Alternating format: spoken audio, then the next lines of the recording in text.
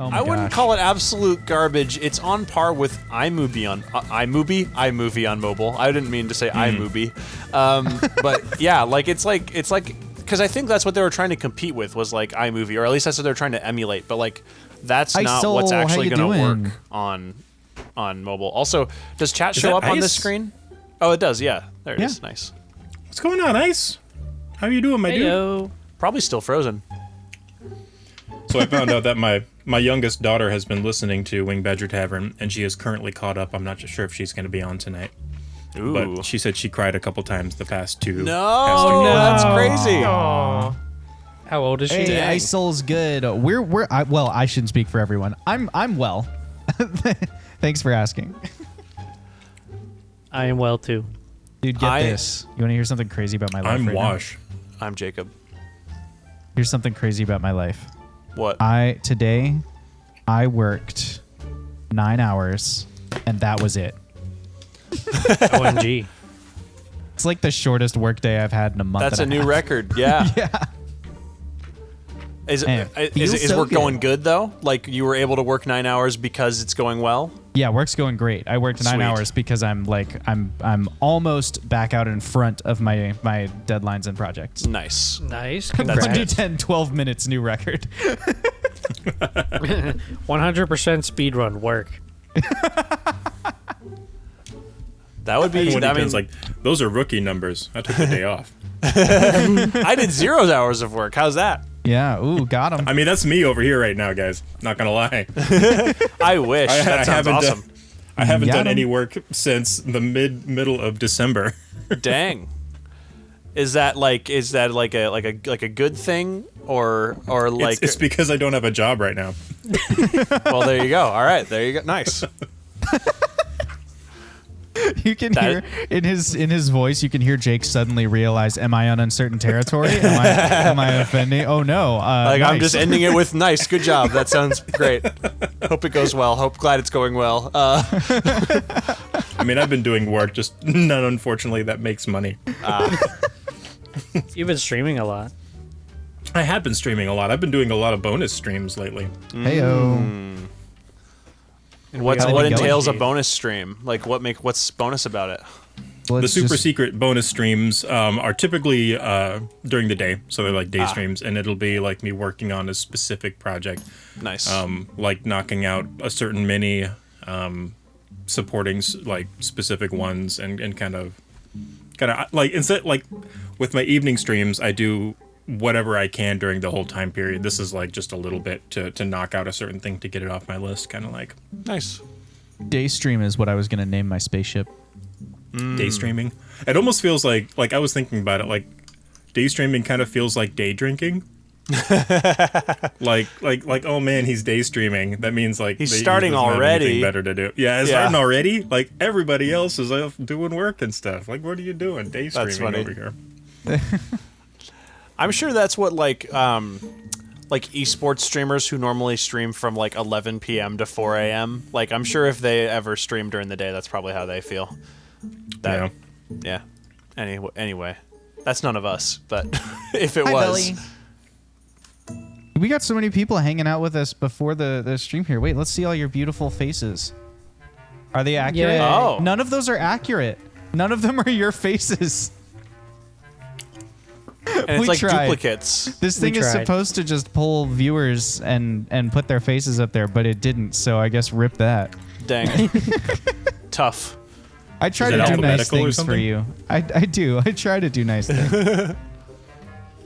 What do you say, Wash? Is it alphabetical? I don't know, but it definitely like It just samples duplicated 10 of them too. at random, or that's what it's supposed to do. It actually sampled like 3 and then repeated them over and Yeah. over again. Yeah. But it was meant to be. Was meant to be cool. We 1d10's tried. like, I liked it. Oh, wait, we got Isol up there. Ooh. Hi, Isol. Anytoe? Hello, Anytoe. Oh. Is Anytoe, are you like an upgraded version of Kirito from Sword Art Online? You like even better? It's not hard to be even better than Sword Art Online. This The man. son of Shots fired. Omnitoe. Omnitoe, the Every Toe. I am all towing. Alt. Oh, nice. That's good. I like that. Thank you. That was good. Thank you. You'll be a I'll fine be here dad all one night. day. 1d10. Hi, YouTube. Hi, Spotify. 1d10's famous now. Congratulations on your, You've made your it. fame. 1d10 force damage. You have been refunded for the Hey, PvP Lucrom. enabled you attempted to cast in the past, because that isn't a thing that actually applies to our D&D streams, so we didn't do it. It doesn't apply yet. So I said, not until we can all stream in the same place. Then it will mean we start a Nerf war at the D&D table. That would be the best reward. I'm actually gonna do that whenever we're all in the right. same place. Well, I will be bringing a foam buster sword, just FYI. Dude, Nerf sword fight? Okay. Nerf sword fight. Let's go. 2 throwing axes will be my choice of Nerf weapon. Dang, that would hurt. What did I just come back to? We didn't even know you were gone. I mentally I was. Like, I was technically present, just not really. That's like I was spiritually. actually never here. I'm like trying to coordinate a lot of things on my end, some personal stuff, and I just like come back to like, yeah, Nerf sword fight, let's go. That's all Hey, you Matt, need to Matt. know. Are you Dungeons in or and out, Dragons Matt? is about eschewing personal stuff. Yeah, this is about escaping your real life and It's hanging about out sneezing at here your with real us. life. Well, that's why I'm handling all this beforehand. Oh, I got True, you got a You minute only got and 90 29 seconds. Yep. Well, well, my food's gonna be at the door in 90 seconds. Is that your Blatant personal disregard stuff? for Eating Is that the reality. real life stuff you're handling? Is just your Yeah. DoorDash? Embrace. What'd you order? I ordered chicken mansala, some mac Oh, I and think I had that cheese, once. and some Little bread pudding. penicillin cleared it up. What a combo! Did you say chicken masala, mac and cheese, and bread pudding? Yes, Yeah. I That did. sounds amazing. pudding sounds but what amazing. did you just like get 3 different restaurants to deliver? No. How did you? Were get you in a chicken hurry, so you masala just and- like furiously tapped on the menu and just like randomly picked 3 things? No, I actually reordered something I've ordered before. What place does chicken Whoa. masala and mac and cheese? You got to DM me the deets here, man. I need this in my life. Oh, dude, it's a great local restaurant. Grubbug, what's up, Bestie. bestie? Yo. Yeah, we got a lot of Grubbug. people in the chat today. Isol, 1D10, Lucrum Chan, Grubbug, Let's go. Open Belly. up the It's chat. nice to see everybody. Where Wing Badger Gaming be though? We're right here, dude. Yo, I Belly. think Belly's actual face showed up on the thingamabobber that you did. Oh, look at that. Maybe, unless it's just some random dude. I said This is a maybe. And welcome, Claire Surge Story. We got 8 And, seconds. and another VTT viewer. Are you guys so ready? Are you so ready right now? 1D10, you need to update your avatar. Like, you have really good avatars. You need to get He has a nice one options. for your Twitch. Hey, I fixed Streamlabs CloudBot, by the way. I punched it in the Oh. face earlier this week, and now it says things that are actually relevant to our D&D stream. Nice. It said the chat faces are just hiding Trevor. You can see everyone except Trevor. It's not even It's- a that was viewer, intentional. It's Streamlabs who's blocking him. Wow. Sorry about that, Trevor. You can Sorry, come on Trevor. screen now. That's Also, okay. shout out to Little Miss Fodder. Thank you for the follow. We appreciate you. Hey, before we get started tonight, we turn this into a podcast, so I'm gonna have everyone do some introductions. So let's go right to we're doing left them instead of now. left to right. Let's do Trevor, Jake, whoa. Wash, Matt, Switching and it then up. me. See if everybody can Crazy. keep up with the the crazy changes I'm throwing at them here. Hello, I'm Trevor. I play Xothkug, the orc cleric who's a pacifist, quote unquote, and we'll find out later, hopefully, during some lore drops. Yeah, on to you, Jake. I'm Jake. I play Owlin Woodrear, the Azamar barbarian, who is a very curious scientific fellow despite his giant barbarian-looking physique. I'm Wash. I play Jebediah Peppermint. He's a little moleful gun wizard. And he's very humble despite his giant physique. And I play Fox. My name's Matt, and I'm over here waiting for my food to arrive at the front door. I'm also a rogue changeling, if you care about that. So, I do. And I'm Josh, your Wing Badger Game Master. Welcome back to the tavern. We are so excited to see all of you. We even got to see some of your faces. We saw Belly Savalas in his alt identity. Perhaps we just doxed his superhero. We now confirm Captain America, Belly Servals, confirmed, has been made into a thing. Do it again, 1D10 says. I'll put the faces up again. Matt's about to go grab food, so I'm just stalling now before I actually do the intro for our podcast, and then we'll get going here. Ah, man. But chat, the faces are a little bit covered on one side of the screen, but we can see Belly Servals. There he is. There I he mean, is. Captain America. That's I mean, a nice who is beard, that? Billy. I don't know. The man, the myth, the legend. I can add little mini games now that we know this extension at least halfway works, where it Whoa. like will randomly select viewers from a deck of cards and stuff. Maybe I can use that for NPC games. Okay. That could be All super right. fun. Whenever you guys walk into a bar or something, there's like we pick a chat person to be the NPC. When Chad That's walks cool. into a bar. Roll 1d8. Chat is pretty cool. But yeah, so I'll give a short recap of the past episode while we wait. This isn't my real opening monologue, but for any of you who might have missed the last episode or didn't catch all of it, the gang made it back to Tumbleweb by hitching a ride with Billy, the shipping delivery person for Thames, which is a local company that has kind of gone global recently. Like they've recently kind of boomed into an international delivery service. But you can pay extra money to Thames and they'll get you your products in 2 days or less. So that's pretty exciting. They're calling it Primary. Thames Primary is the name of that subscription service. And then once we got to town, Jebediah Peppermint had a little bit of a walk down memory lane, found a couple bits of the sidewalk was getting cracked up and stuff. Some things weren't quite what he remembered, but he was able to reconnect with his cousin with the name of Onions. We don't know his real name. We just know they call him Onions, who has now opened his own tavern. He's followed his dreams. He's opened up a little pub of his own. It's called the Twilight Fox, and the gang is hanging out there for, basically they slept there overnight, and now it is today. Matt's back, so I'm bringing this fake recap to an end so I can start the opening monologue for our episode, and then we will drop the intro on you, and then we'll get going. Matt, welcome back. I don't know if you're starting with the bread pudding, the chicken masala, or the mac and cheese, but I'm jealous no matter which thing you're eating. Actually, they give complimentary breadsticks. That's what I'm starting. What? Oh, that sounds even better. That's Breadsticks to go with your bread Dang. pudding. That's like A+. Dude, Right? yeah. Dip Next 'em time in we're the all bread in the same pudding. place. That's what we're doing. We're gonna go to this So place. meta. Absolutely. All right.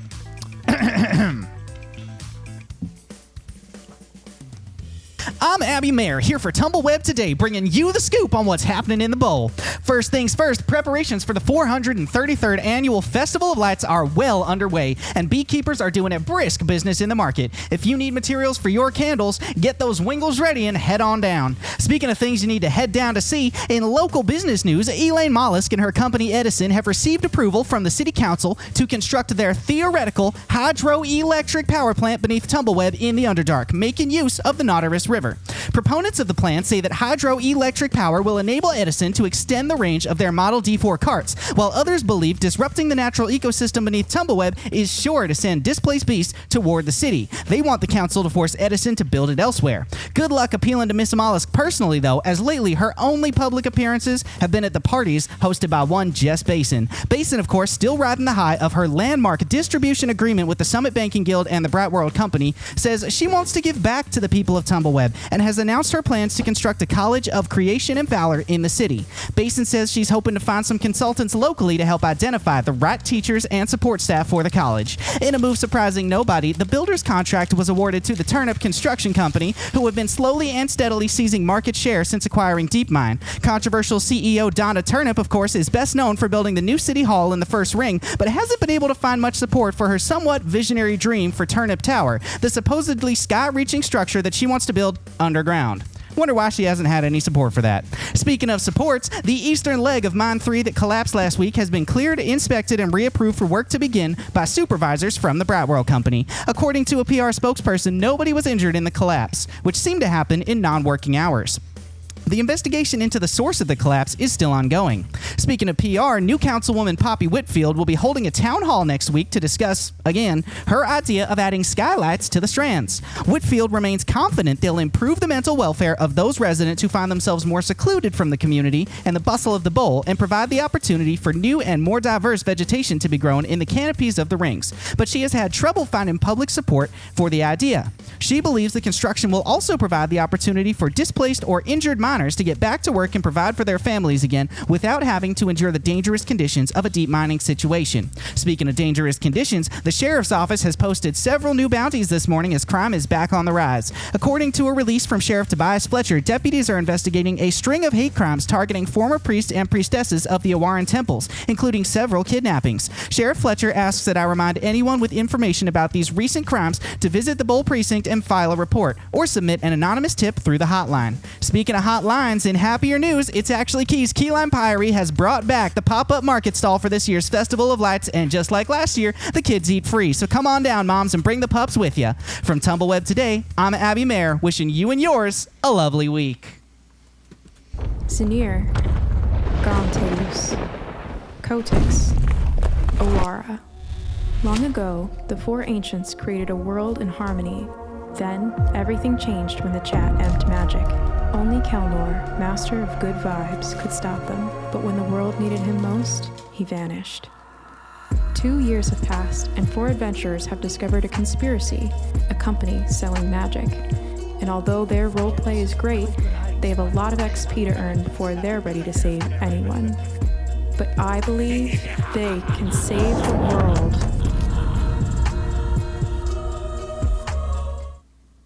Welcome back to the Wing Badger Tavern. As the last echoes of that newscast reverberate down the tunnel outside the Twilight Fox Tavern, Avery Peppermint closes the door and turns back to the rest of you. Well, now you're all well rested. I imagine you'll be wanting some breakfast. Let me whip something up. And he turns around to busy himself with food. A question. When I wake up, does the plant look any different since I left it in the sunlight spot? Bleary-eyed from your rest, it suddenly occurs to you, Xothkug, that it's morning, and in your excitement, you leap from your bed and rush over to the pot where your plant was. It seems well, like there's no wilting or anything, but it hasn't grown any new leaves either. Yeah, the mic in it is actually still curled around it sleeping. He is not woken up yet. I will not wake him up. I will head out for breakfast. I will also join for breakfast. That's the first thing I did when I woke up. Hey, Cheese, what you want for breakfast? What do these people eat? What do tall folk like? We're not picky, man. What do you have here? Hey, I think Cheese might have his microphone muted, you guys. Sorry about that. I had a little something stuck in my throat. Also, chat going crazy. We got to hydrate and attention pool +1. There will be water with breakfast. Let me get you some water. And he hands out mugs of water first. No. Okay, I'll be back. Rookie. Rookie mistake. Classic. Give me a perfect excuse to take my medication, chat. Thank you. Let me do a, I don't know. Let me do like a grilled platter, like a root platter, and a, I don't know, feeling eggs. You got any like Dober eggs? Yeah, we got some. And he pulls out a little carton of fresh Dober eggs and cracks them into a skillet. You can hear the nice like sizzle. Oh, it's that sizzle. Good food frying up in the morning. He's got a bunch of roots and stuff that he's frying in there with it, so you get the nice like kind of flavorful experience. It's a big omelet is basically what he makes. Everybody gets a big old omelet. Hey, Jeb, man, I have like a question. omelets. What's a hotline, man? What's a hotline? Yeah. So, one of the ways that we kind of keep information moving up and down the strands, I mean, up and through Tumbleweb is with criers, right? DM, is that normally how it works? Well, it actually used to be that way, but since you left, Cheese, we actually have installed these new hotlines. You got to check this out. And Avery Peppermint pushes open the front door of the Twilight Fox, and right there opposite in the wall, you can see like a small like copper wire dangling from the ceiling. And he walks over to it, and he touches it, and you can see that it's hot. Like a little bit of smoke comes off. It's not like it's burning him. It's just a little warm. There's a little bit of sizzle happening there. But he grabs the line and he pulls it down, and there is a like a small like auto gnome type creature, except it's like ferret sized. And he whispers something into it, and then it turns around and scurries off. He goes, each one of these leads directly back to the precincts. They're powered by electricity or whatever. I don't know that much about it, but What in the world? Yeah. pretty Sounds like crazy, right? Interesting. That's insane, man. I've never seen anything like it. Yeah, well, ever since Edison moved into town, all kinds of crazy stuff like that's been popping up, Interesting. I did not know that such devices had reached this part of the world. That's incredible. We have many similar things where I'm from, and I remember the name of that place. I just won't reveal it now. I mean, that's mighty rude of you. Why don't you just tell us where it's from, Alan? But I also think it's really fascinating. Like, so like you're familiar with this kind of stuff? It like the little creature that like zipped up there, or like the copper this looks stuff. pretty crazy. Yeah. Is that specifically a thing that Alan would be like? That very specific thing is something that Alan would be familiar with, Josh? Or You've just probably things like seen it in a more primitive form. Okay. Like, it probably took scrolls before. You couldn't speak to it. Okay. Well, things similar, definitely much more common, but not to the point of speech delivery like that. We just simply would hand them scrolls. But yes, using electricity, devices like that were developed where I'm from. So they can capture our voices, man? That sounds like some voodoo stuff, man. It's probably due to some sort of recording technology. It was in development when I left home, but You know what I'd call this recording technology? Like these little autonomes, you know what I'd call them if I invented them? what? I'd be like instead of pulling on the cable, I'd just give them some ears so that you could say, "Hey, Electra," and then and then they would like go off. That seems quite intuitive. What an interesting way of doing that. Maybe I should patent that You should first, so pitch they have to that, buy yeah. my idea from Yeah, me. man. exactly.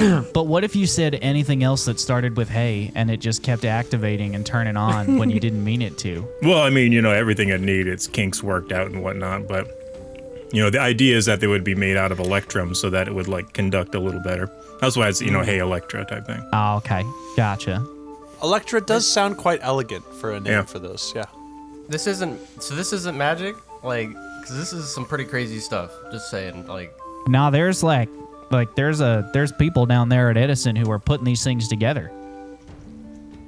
Uh, Man, every know, town man. could use something like this.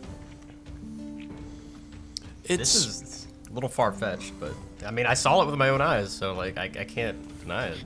Like, imagine you're at home and you just set this up. You could like talk to the person next, like your next door neighbor. You don't have to go over to their house, man. I I don't know. That seems a little lazy. I mean, why don't you just I like walking over to my neighbors next door and saying hi. They're also like 3 feet away. Yeah. I don't understand I mean, why. you could literally like dig a hole over and poke it through and say hey, and then patch it back up. Tall folk don't really dig holes like you guys do. Oh, that sounds so like such a disadvantage. I'm so sorry. That is, yeah. What I mean, I can tell. I mean, you got real lame claws, so I can see that that would be an issue. Yeah. I believe have- the point is, as demonstrated by what we just did, they're meant to deliver messages over longer distances, not exactly simply to the next door. All right, so the house one over from that. So you go one house Well- and then the next one past that. I technically you are correct, but Wait, I mean it's I have a more important question. Is there a limit to how long the message can be? Oh yeah, I mean, you can only talk to it for about a minute before it runs off. I mean, it's pretty long. So does it just like cut you off? Yeah, Does it just run off at- Yeah, it just turns around and scampers off, man. Dude, the I think number you of should times. test it. I think you should test it, Fox. Yeah, when they first test it. put these things in, the number of times that I tried to send a message somewhere, because you got to tell it where the message is going, so that cuts into your time already. Puts you like 15, right. seconds are spent, and then you tell it where How to do go. How do I use this thing? Well, you're gonna have to wait for it to Means come back. Now, I mean, it just ran off somewhere. There isn't multiple hanging around. Well, I mean, they'll be like isn't- further down the hallways or whatever, but this whole strand is just sharing the one. I mean, What? How long does it take for him to come back? I guess until someone replies. I mean, it's just going to sit on the other end until someone gives us something to say back to us. interesting. So is it essentially Guess I won't only get to know. two-way communication? Does it only send back and forth from one end to another? No detours or anything like that? Well, I mean, once they get to the bowl, like they can change, they can change wires and stuff. But like once it delivers its message, like it's done, I mean, how often do you Is need to have there- a whole conversation with someone and it being more convenient to wait for this thing to come back than to just walk over there, right? It's more for stuff like, giving tips to the sheriff's office, or, you want to let a pub know you're coming and people order food. That's how I got this one right in front of here. Sometimes people will send me an order ahead of time so I can have it sizzling on the skillet before they get here, Oh. Sizzling on the hotline. Can you I make got it. reservations with it too? I mean, I guess you could, but you don't need no reservations at the Twilight Fox. You just show up. How would a regular person be able to have access to one if they need to receive one before they can send one? Is it simply dependent on receiving a message so that you can send a message? I mean, you just walk around until you find the next one. They're community. They're community items. They're right it. there on the wall in the tunnels. You just walk to the next one. Interesting. That makes sense. Far out, man. Could you connect cities with this? I don't know about all that. You'd have to ask the people down there at Edison. I don't know anything Did they about have electricity. little houses? Do the little Guys, the little Onions creatures? is apparently not an expert on this. I mean, I'm sure he didn't make I'm them doing or my whatnot. best here, fellas, but I'm Yeah, not. you're doing fantastic. I'm not the right person to ask, really. Sorry. Speaking I of believe we may fantastic, have to these pay- Dober eggs are amazing. They are pretty fantastic. Oh, yeah. We get them market good. fresh. Yeah. Food is good, man. I'm gonna go see if Yaz awake now. All right, and you go back. All right, and, guys. While Xothkug's gone, do we leave without him? No, I'm just kidding. I'm just kidding. I'm just pulling your leg. I was going to say, I believe Xothkug is a valuable member of our team. Yeah. Oh no, absolutely. I'm yeah, just being silly.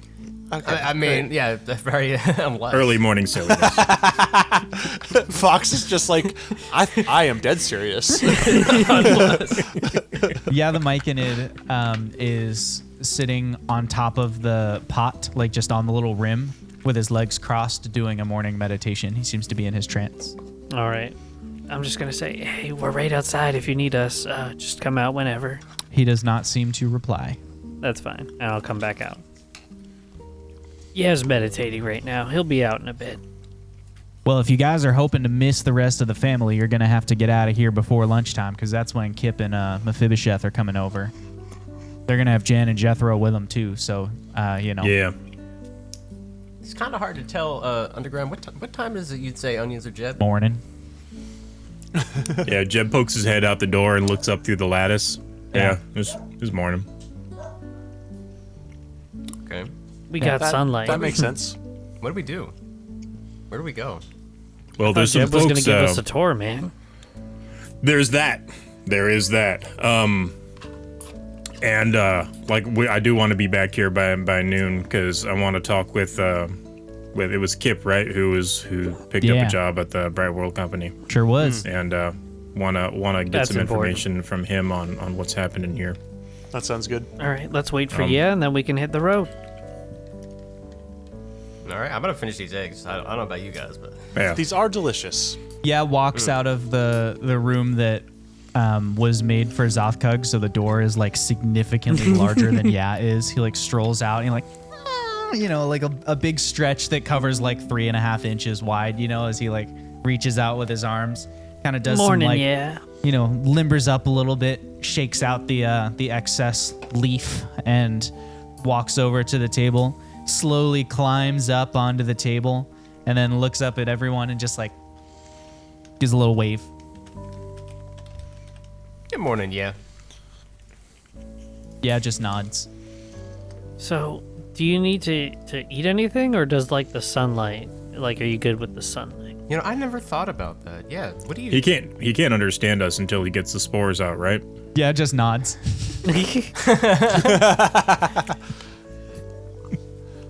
Do we? I guess it would be challenging to communicate to him that we need spores to communicate to him if we can't communicate to As him. you're all talking over his head, he walks over to one of your breakfast mugs, and he scurries up the side of the mug and then reaches his hands over, and little roots come out of his hands, and he starts drinking the water through the roots. I'm done with that anyway. That's your mug now. That is your mug now. Yeah. Have I'm we gonna seen him do scoot my something mug like this? back away from the table and hold it in my hands now. I'll push my mug towards him if he wants more. He looks This over is at the other one, and he fascinating. just He does like the world's most epic plank, and you slide it under his feet, and little roots come out of his feet and go into your mug, and then he drinks that water too. Now, hold on there. You're getting greedy. Don't be greedy. You're gonna give yourself an upset stomach. Wait. You begin hearing at the bottom of the cup as it like is running out of water. So wait. If Yeah can drink liquids, what happens if we gave Yeah alcohol? I do not You believe need to that stop his that body talk now, weight pup. would support very high of a concentration of alcohol. I don't think he's made to digest alcohol, man. Plus, I don't know if fungi are meant to process alcohol. But what if? Do they have a bloodstream? I believe this is that would be unclear. But what if it works? Having concluded his like drinking of all the water in the 2 mugs, Yeah just rolls over and like it's just a mug, so he just like dink, like kind of falls down on the table and like pats his little myconid belly and then stands Does up. he got a plump little belly now? Yeah, he's got a little plump belly. Stands up and kind of sloshes back over to the pot and crawls inside and goes back to sleep. Well, you're cleaning that up later, Xoth. Not me. There won't be anything to clean up, man. Okay. That's what you It say is now. curious to think about. He is Would, one strange little fella you all travel with. Never Yeah, mind. I mean, won't it's- voice He's that harmless, thought. man. It takes one to know one. Yeah, it's pretty. Yeah, he's pretty cool. He gave me night vision once, twice. Also, maybe. another He fascinating gave me element nightmares of. once. He is a fascinating creature. Yeah. Yeah. I'm gonna go strap up the pot, being careful not to disturb. Yeah. Yeah, you do that.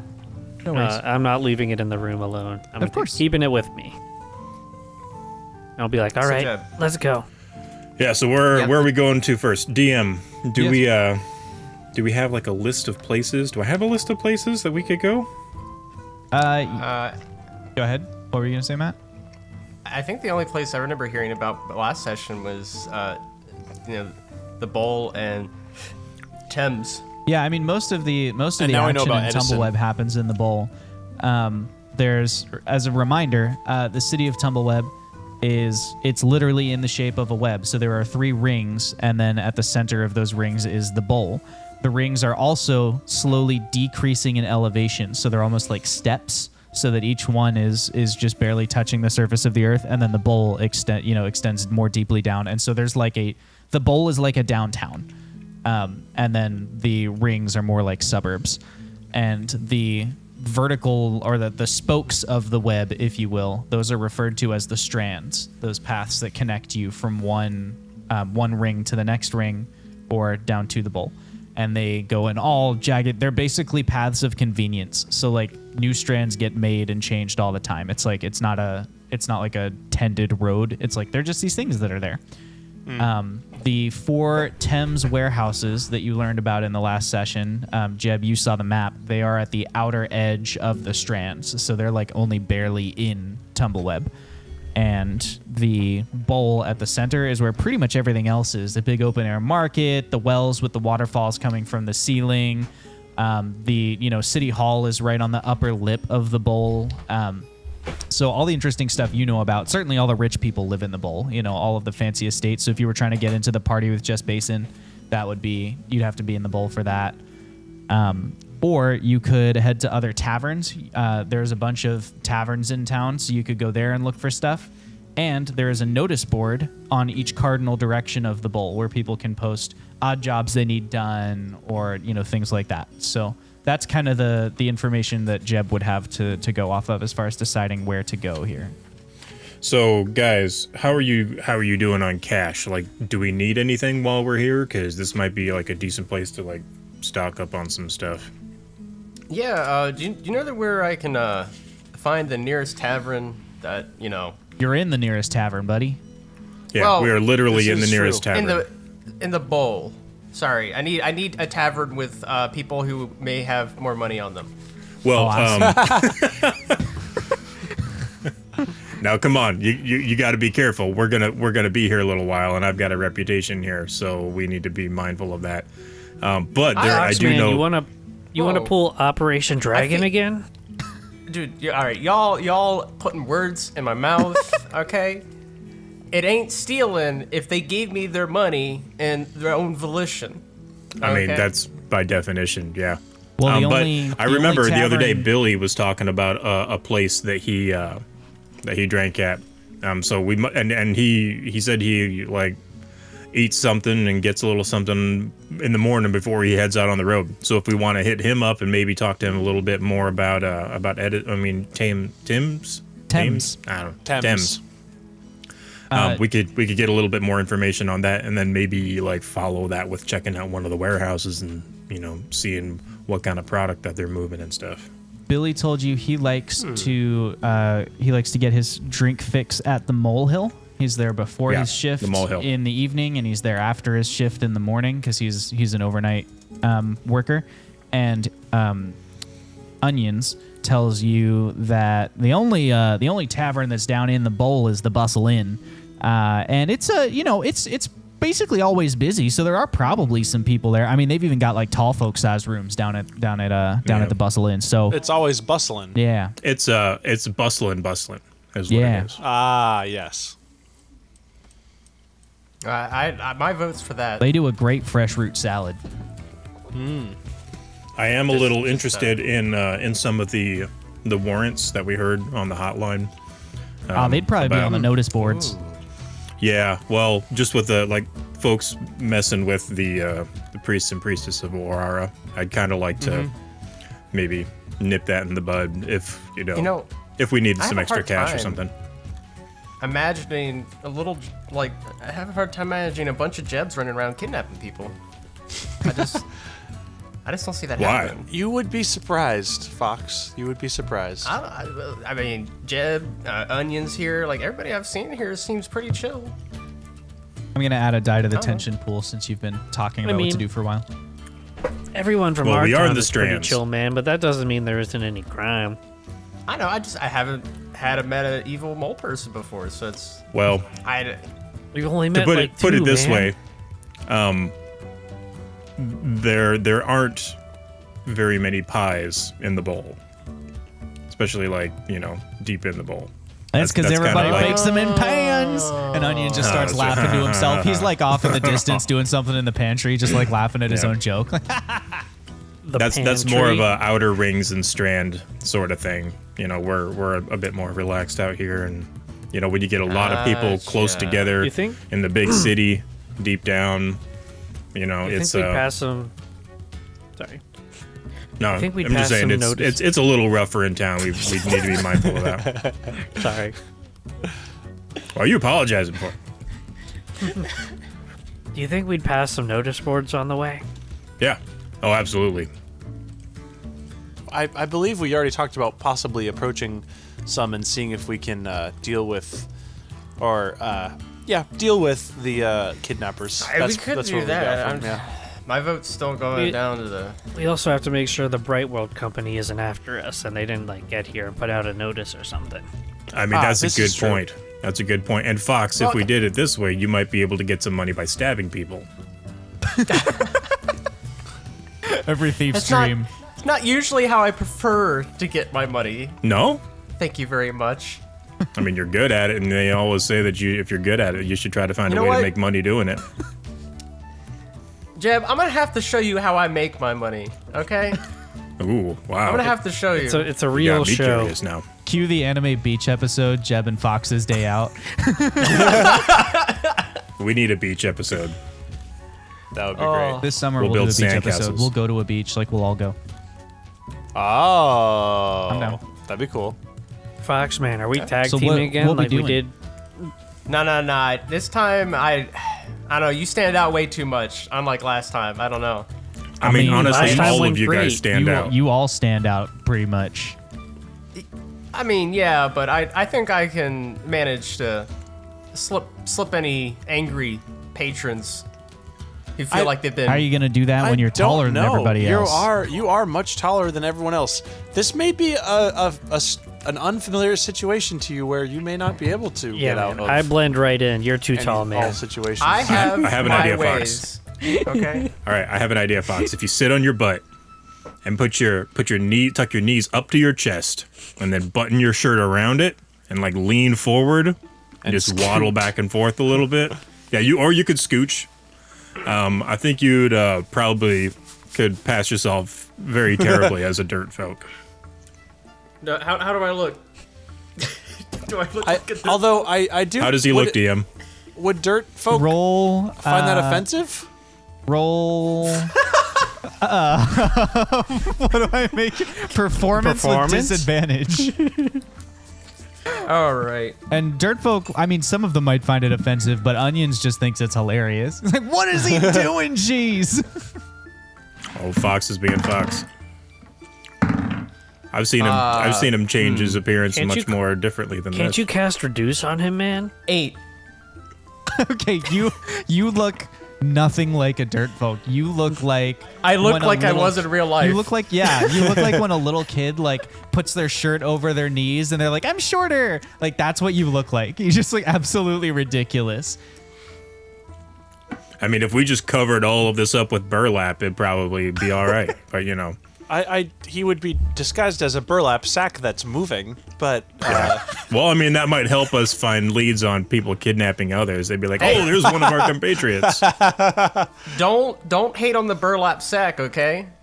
It's a very I've made useful, many a versatile getaway. tool. Is it a tactical burlap sack? Yes. attack sack, you could say. Please never say that again.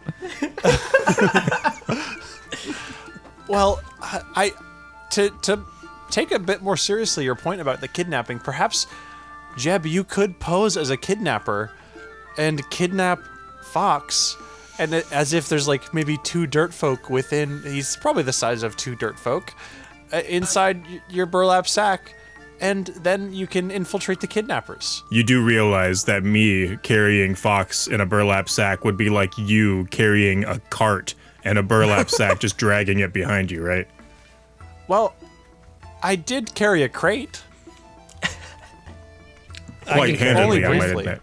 I'm just saying, like, yeah, I don't know. I mean, you're not wrong. I mean, and you know, my appearance obviously blends in a bit more down here. But I would like to DM. keep. I would like to keep the heat off of me. That's you fair. know, like Yes. because you know, we could even like swing by my house if we need like a place to duck out, and it's like, you know, I'd eventually like to come back here and kind of settle down, so I don't want to. Cheese there. You probably shouldn't go by the house. Why is that? Well, Holly sold it. Well, that's definitely on the list now. I mean, okay. What? I'm sorry, I don't know if I'm familiar. What's the list? Of places that we need to go to today. Yeah, keep track, Alan. What were you? I wasn't sure if there was some sort of other list. Matt had a hand up. What was that for? DM, what size class are molefolk? Molefolk are small. Changelings Okay. are medium. Yeah, I know. I just wanted to double Just check. in case you needed to hear it from the boss. I'm 2.5 shins, not like without my hat. Yeah. Has let's Fox double hidden check. behind Jeb with his hat on before? Has that been a thing? No. Dang. And it would be a thing at disadvantage. We're gonna be a thing. Well, I believe we should begin our walk towards the bowl, and whether we encounter a notice board or the tavern that we're heading to first, whichever one we encounter first, we shall do. It's real quick, Jeb. Like, you said you had a house here. Like, is this where you grew up? Like, that house where you grew up? Or is that, like... Gotta tell me about this house. I mean, it's, you know, it's not the house that I grew up in, though. It'd be my dad's house. But, yeah, I mean, I lived here. I've had a house here. It's closer to the surface. You know, not very deep. But, yeah. All right. don't know what to I tell don't mind you. that being on the list of places. Of visit. a- I want to see how Jeb would have lived. I'm curious. Well, I mean, the now way you're gonna Jeb see lives how someone now and else the way lives. Jeb lives now and the way Jeb used to live is like vastly different.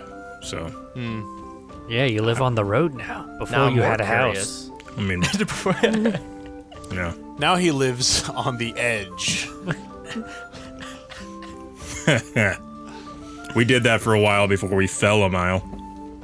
This is that's true. true. We fell off the edge. And now we have climbed almost nearly back on top of the edge. In fact, So would my house would be further from the bowl than where we are right now, Your house right? was in the first ring up at the like the northeastern kind of point. You are currently in the third ring, well, a strand off of the third ring. That is it's on like the west side. So you kind And of it passed counts- Tumbleweb and came back in. The rings, first, second, and third, like third is closer to the bowl, right? No, third is furthest from the bowl. Okay, I was thinking I lived further out, but that's fine. Oh, sorry. The house you grew up in is in the first ring. Your parents are in the first ring. I just misunderstood okay. which house. No. Yes, your house No, was that in the makes third sense. ring. You're also Yeah. in the third ring, and your house was like straight east, because that way it was really easy to get to mom and dad's house if you ever needed to go visit. Gotcha. Okay. Yep. Shall we embark, man? Yeah, let's. I'm ready. I think we should go to the molehill first, though. I think meeting Billy there and talking with him is kind of time sensitive. We should probably, like, if we're gonna catch him, we should probably hit that up first. You might have Yeah, missed I mean, him I- already. Y'all talk a lot. We do, but talking's essential. it's a part of our charm. Are you going to the molehill then? Is that decided? Yes. Yeah. Yeah. I'm Yeah. gonna roll percentile to see if he's there. Trevor, you're also gonna roll percentile. If Trevor rolls right. higher than me, then Billy is still there finishing up his meal. Otherwise, he's done and he's gone home. I'll still tell you what else It's a is in the roll molehill. off. There they are. You need to Do roll a good higher than random Zoth. 56. You need to roll higher All than right. 56. Doable. I believe in you. 81. All right, let's talk about the Molehill Tavern. So you head out with directions from Onions, Avery Peppermint. It's not nearby, but it's not far. It's, maybe See you later, Onions. 25-minute walk. You head on over to the Molehill. The Molehill is doing fairly decent business this morning with people who are returning from the overnight shifts in the mines and tunnels. It looks like a lot of blue-collar people. They've got a nice big common room with like a mid-sized common room behind it for drunks to go to sleep. They don't have any like of their own rooms or anything. And Owlin, you see like a classic tavern like brawling pit, like for people to just do like basically let off some steam. Gentleman's code. Fists only. Don't do any damage too bad. But like you can have some fights and bet Is on them it and mole person sized? stuff. No, it's tall folk sized.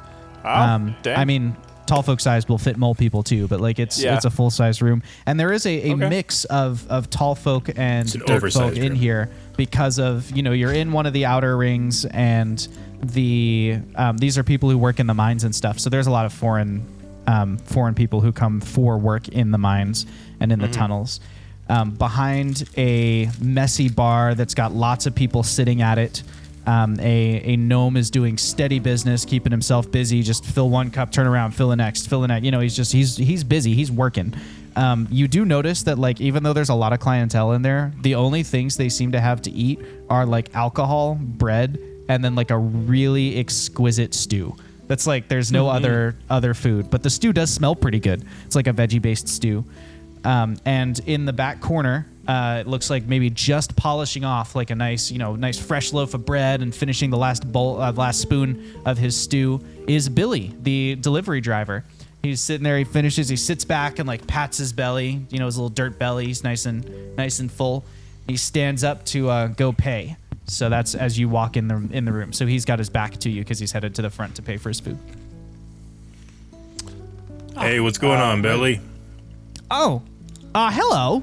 How's it going, guys? Wow, it's only been like an evening. How's everyone doing? I'm doing well. Hey, I meant to ask you, your last name wouldn't happen to be Servals, would it? No, it's Vasalis. Oh, okay. I thought I saw that on like your clipboard the other day. Yeah, Billy Vasalis. That's my name. Nice. Very nice. Yeah. So, Well, hey, How was the rest of your delivery shift? oh, I mean, it was fine. I was done delivering for the night. I just had to go in there and get the carts ready for the next crew to head out in the morning. Basically, what we do is I show up to a full cart, take it out, do all my deliveries, come back once I'm nice and tired out, and I load up the next cart for the morning, folk. Very nice. Chat says he's his third cousin. Very nice. What is? Well, Use your words, I'm Alan. sorry. I can't seem to fully form. Yeah, you doing a all right thought there, here. stranger? You need something to eat? I would love something to eat. It is. Thank you. It's late that's a morning. good If you idea. haven't had breakfast yet, you probably should have something. And he turns around and goes, I- "Hey, Alavon, you got any more bread back there?" And the gnome just like waves in acknowledgement as he's like moving around. And after a few minutes of him refilling tankards and taking pay from people, he does eventually slide like a nice charcuterie board with a big fresh loaf of bread on it over to you. And he just goes, "For you, it's on the house, man. You're here every day." And he just keeps going around doing his thing. Thank bread. you. Thank you very much. Did breakfast not fill you up, man? I Oh, so you had breakfast already? sometimes Well, he's I a may big guy. have. He's a growing boy. Yes. Yeah. Dirt folk proportions don't entirely fill me up. I'm very thankful for this. You don't Brett. gotta Thank you. justify yourself, man. Your stomach, you know Yeah, when you're full or fine. not. I was just You- I mean, you probably hid that could hide that entire bowl of stew in one of your biceps. I'm pretty sure you could eat twice what I do. I mean, like you're lugging around that sword all day. So Yeah. Don't calling him fat. Thank you. Appreciate it. No, I understand. They're simply calling me large Thick. in a muscular sort of way. Yeah, which he burns I- that energy. If you've ever seen, man, if you saw him down there in that pit, boy, you would see him burn this entire bit of stew off in yeah. the most beautiful way. It's exquisite to watch him work. Wow. You should no come need back on for, Saturday. Join in the fights. I appreciate the invitation, but I no need. I'm gonna go ahead and do a spot check to see if there's like a sign up anywhere for this so-called event. Okay. You don't need to do a spot check. There is a clipboard with a parchment on it on the wall, and there people can sign up for things. So All right, preferably without Alan noticing. I'm gonna go over there and write Alan's name. roll stealth. I would think. Well, no, I don't know if Alan's looking for it. No, Alan, what's your that's- passive perception? Let me look. 1,000,000. 12. 12. Yep. Fox, roll a stealth versus his passive perception of 12, All right. because you're actively in a conversation. So Well, I can tell you he didn't make it with a 16. yep. So Dang. you are able to head over there and sign his name. And you are now separate from the group, I guess, if you wanted to do some kind of shenanigan. Back in the conversation blue-collar while he workers. thinks about his shenanigan. So how'd you get into fighting? Well, I was a soldier actually for a long time. I now consider myself more of a researcher or a scientist, but You must be in I town fight for the when lab, necessary. huh? The lab, no, yes. What? Yes, the lab. Yeah, it's the last one still standing, you know. Yes, that's why it's so important that I go see it. I am unfamiliar with the town's layout. However, could you point me the direction of it from here? Oh by yeah, chance? it's just the north edge of the bowl. You know, go down to the deepest level of the bowl. You know, get down in the downtown, and then it's the northernmost building. You can't miss it. It's the giant one. Thank you. Yeah. Of course. That makes sense. Thank you. Yeah, you know all the other temples to Awara have been pretty mistreated, but that one, if you ask me, I think that one's been getting some protection and restoration from Miss Mollusk and the Edison folks. I think they Very need the interesting. tech in that lab for whatever it is they're doing. That makes sense. I am very much intrigued to go visit the lab. I thought you already knew about the lab.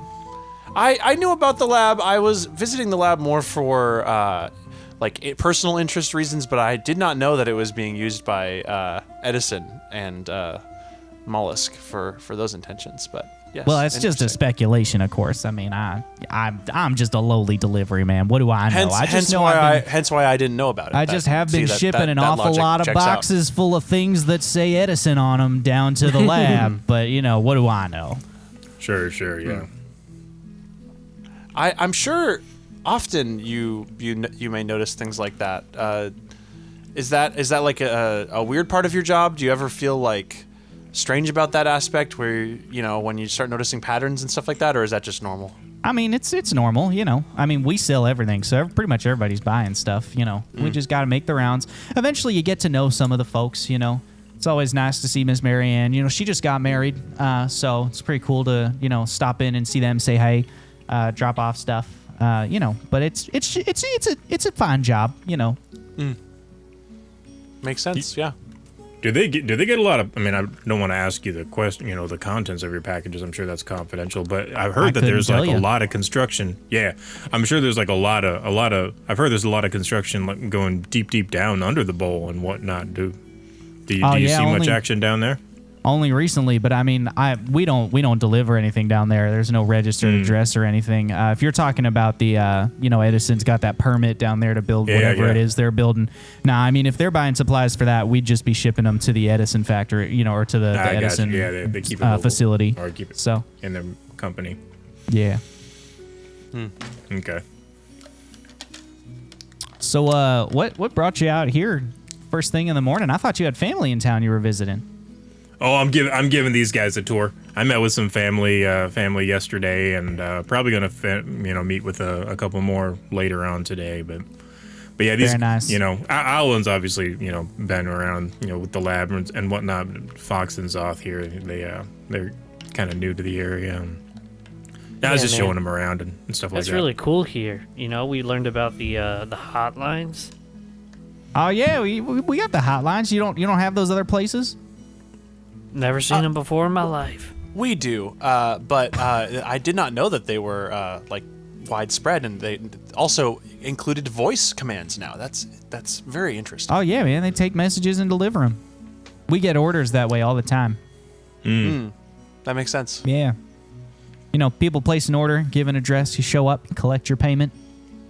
Very smooth. Yeah. So like, I'm fascinated by these things. When they come to one of your warehouses, is there like a little door that the thing comes through? Oh no, it just sits outside and it does like a little pleasant, you know, like get your attention noise. I gotcha. Yeah. And then somebody's got to go out there and record the order down because it's like, you know, spoken. Yeah, exactly. I mean, you can get them to repeat themselves once. You can go say that again, and they'll say it a second time, but only the one time. So y'all probably got like interns out there to record the messages or something. Oh, we just send whoever's working reception that day. That, you know, anytime a message comes in, they go out and take it down. Makes sense. It's basically the same as someone coming to the front office, you know. Yeah. Okay. Cool. Yeah. Is do you suppose, or is it possible for people to send payment through these hotlines as well? No, or they don't. They don't carry nothing. They're interesting. They used to have models that carried stuff, but you couldn't talk to them. But they moved a whole lot slower. So these ones are a lot quicker, and people in general seem to be much happier now that their messages get delivered on time. That makes sense. They probably took 30% commission too, which is, you know. I would know nothing about no commission, sir. Yeah, I'm just speculating. Do you not receive commission for your work, or are you paid hourly or on a salary? I'm paid hourly. Hourly. Okay, that makes sense. Well, Billy, it's been a pleasure. Hope I get to bump into you again. It's been a pleasure for me as well. I'm headed home to go to sleep. Enjoy your sleep. And he just stands up and walks off out of the Molehill Tavern. Now, if you'd like to hang out in the Molehill, I will let one of you roll a perception check to try and overhear like other conversations in the room, or you can, you know, interrupt conversations or whatever. Jeb's got his hand up. What's up? Got a question. How much do I look like Billy? Like, do we resemble each other at all? I mean, you are both dirt folk, so like to a tall folk, you're probably close enough. But you're also like distinctly different. I mean, he's got like, you know, beefy like freight moving arms. So, you know, there's definitely a difference in like build and thick. body type. He's thick. What does his uniform look like? His uniform is blue overalls with an orange vest over the top of it, like a high visibility vest. And he's got like a big old notebook and a pen. because the notebook and pen are like tall folk sized, but everything else is dirt folk sized. So they, it's like the whole chest pocket is taken up by the notebook and pen. Okay, I will make note of that for an unrelated incident in the future. The 6th tension die has just been added to the tension pool by the chat, despite it only having been about 3 hours. So I'm going to roll and see if anything happens to you. That seems like a pattern that seems to be recurring by someone in the It chat. does seem like a bit of a pattern, doesn't it? Grubbug's like, you need to get a move on. Yeah. Grubbug is like, you guys talk so much. Yeah. Could get I that make a lot. that perception check, Josh? You could, but you might want to check with the group first. I'm pretty sure the cleric's perception's not going to be the highest.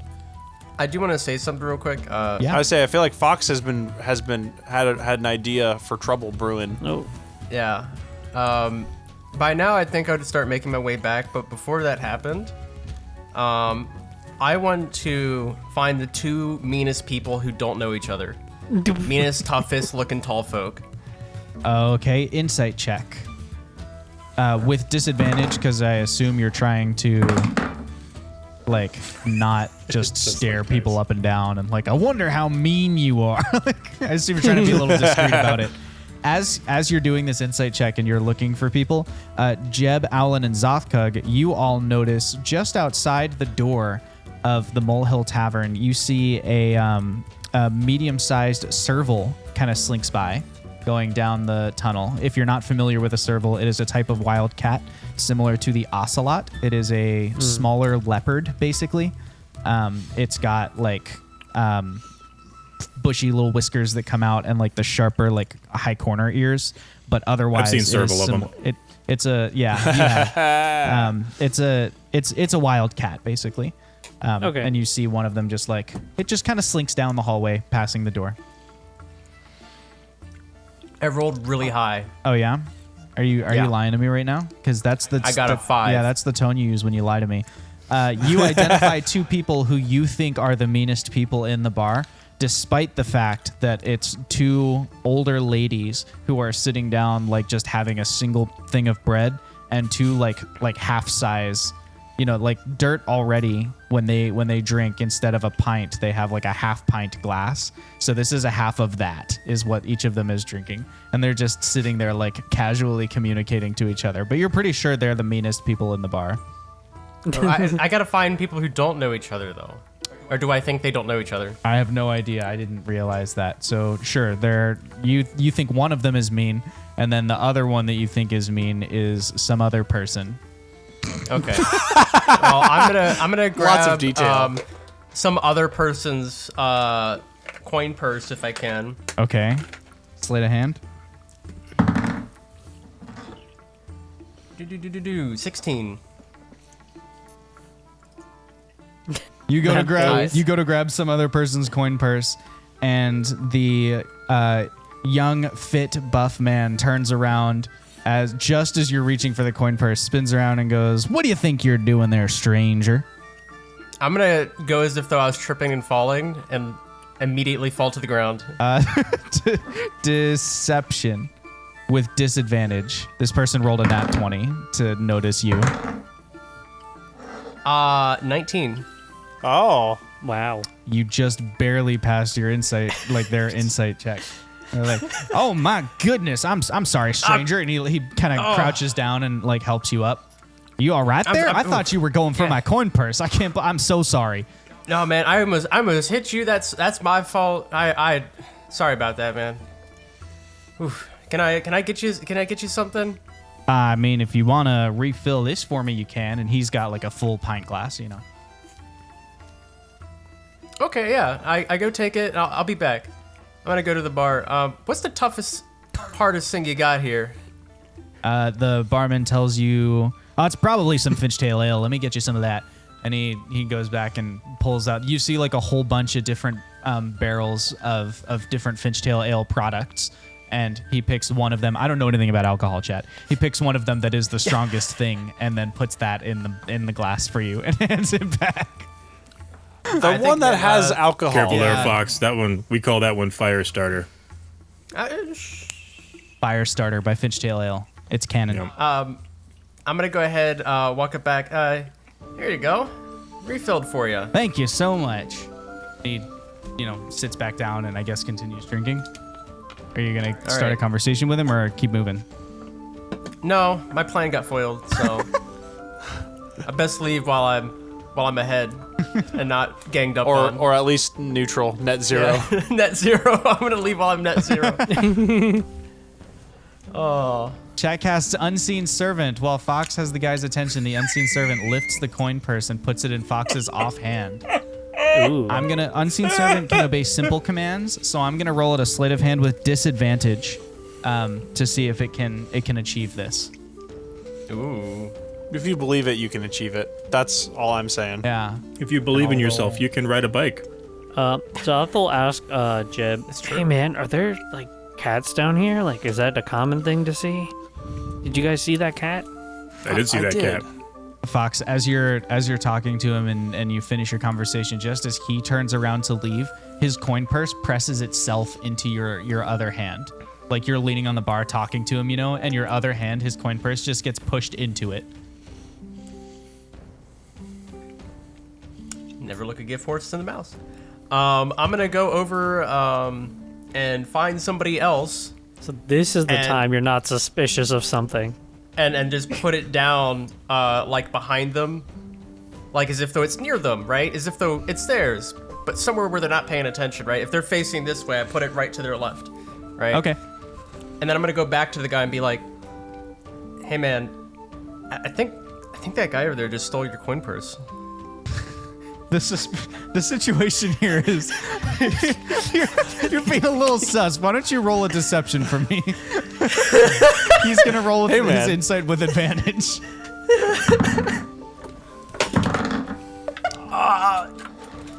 Dude, let's go. What am I doing? Deception? Yeah. Let's go. 23. Oh dang, he got an 18. So I was like, "There's no way," but I guess there's a way. He goes, I got a "What? +8. So Let's someone go." was robbing me." And he stands up and he goes over to the random guy's table and he goes, "What are you doing with my coin purse, huh?" And he like pushes the chair back, and the music in the tavern that is playing ambiently from, I guess, speakers goes off like, with a twang. Twang. You guys, Hey guys, I think I'll go back to the group. Hey, I think we should probably head on out. not again, Fox. Why do you do this? What are you talking about? What do you mean again?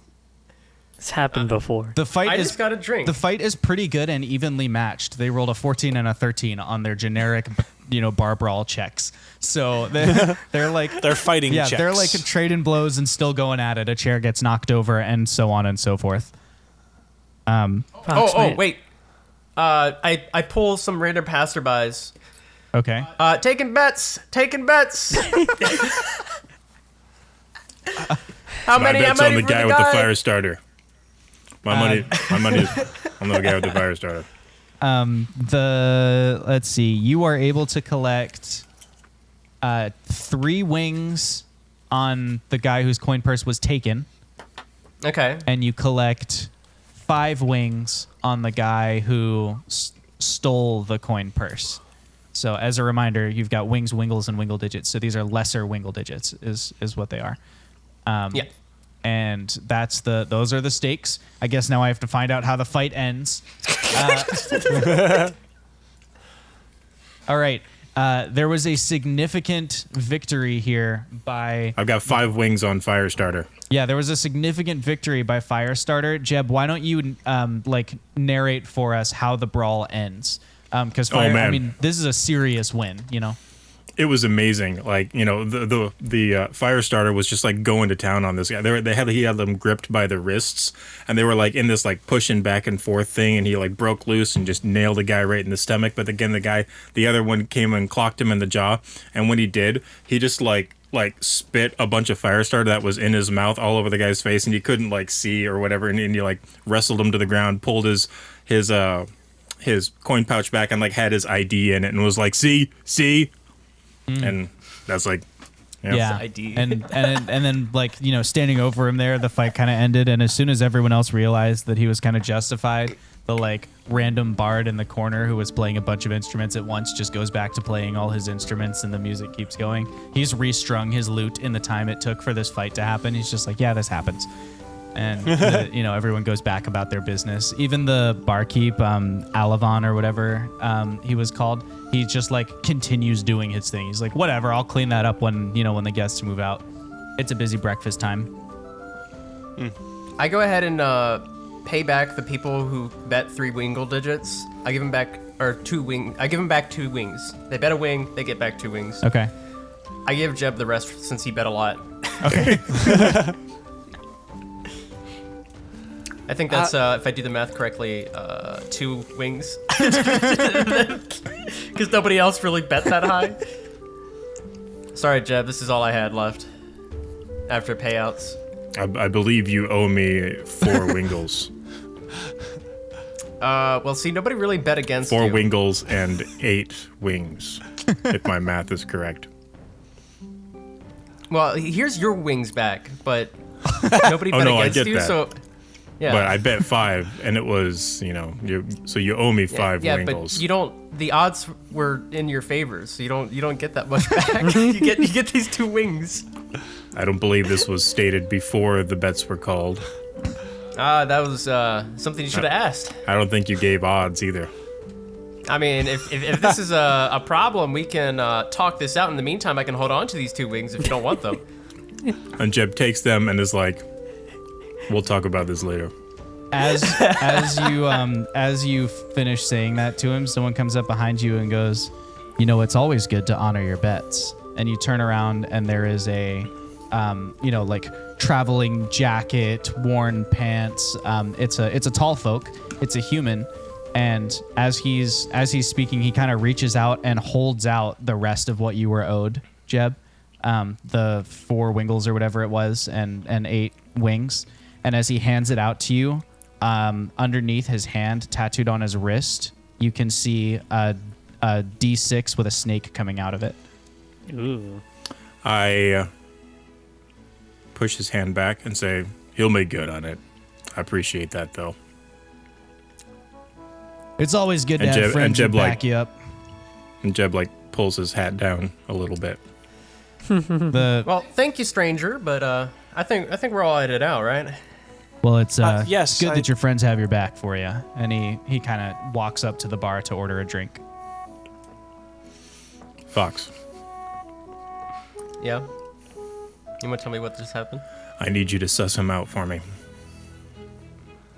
All right, I'm gonna I go ahead believe and. Fox has done enough sussing out already. I mean, Fox has indeed done some sussing out. And I'm trying to, keep this whispered out as we're walking out the door. I'm gonna go ahead and do a quick insight check on the guy. Okay. I need to know if he's alone or if there's anybody with him. Hey, Jeb, man. 14. Hold 14. that thought, Zoth. With a 14, Uh-oh. you realize that he hasn't actually ordered anything at the front of the bar. He's just standing there holding something small and reflective in his hand, watching you. Just as the group walks out into the hallway, and there are 3 more people who are standing there, same kind of worn traveling jacket and kind of generic pants, but they're all standing out there. And as soon as you walk outside, one of them goes, "Hello, Jebediah," and he's got a little cigar hanging out the edge of his mouth. And he goes, it's been a while since we saw each other. You pretty sure you had a little bit of a tab run up with us, didn't you? Are you sure this is Jebediah? This man's named Pebbles. Do I know this individual's name? Do I recognize this individual? You don't recognize this individual. I mean, he's got the tattoos on his arms, but Yeah. you don't recognize him in particular. I'm standing a little in front of Jeb and be like, this man's name's Pebbles, not Jeb. Roll deception with disadvantage. can I assist?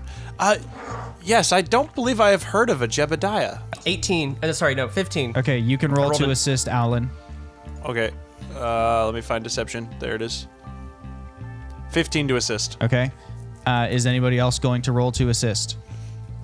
Zoth just freezes and is trembling a little bit with his hands up. Okay. So I'm no. an elbows off. I love that. Together, man. Way to stay in character. the three people who are standing there look at each other, and the one who spoke to you first with a cigar coming out of his mouth goes, "You look an awful lot like Jebediah." And he pulls out a parchment and unrolls it, and it's like a very, very accurate painting of Jebediah is on this thing, and underneath it says tab, and then there's like a huge amount. They're drawn in some kind of code that you don't speak, but there's a huge amount of like glyphs down there indicating money owed. And he goes, we gave you a month to pay it back because you said you needed some time, and it's it's been 2.5 weeks, and you left town on us. You didn't tell us you were leaving town. I mean, this sounds like this is all Jebediah's problem, not Pebbles here. If we see a Jebediah, we'll make sure to pass on the message.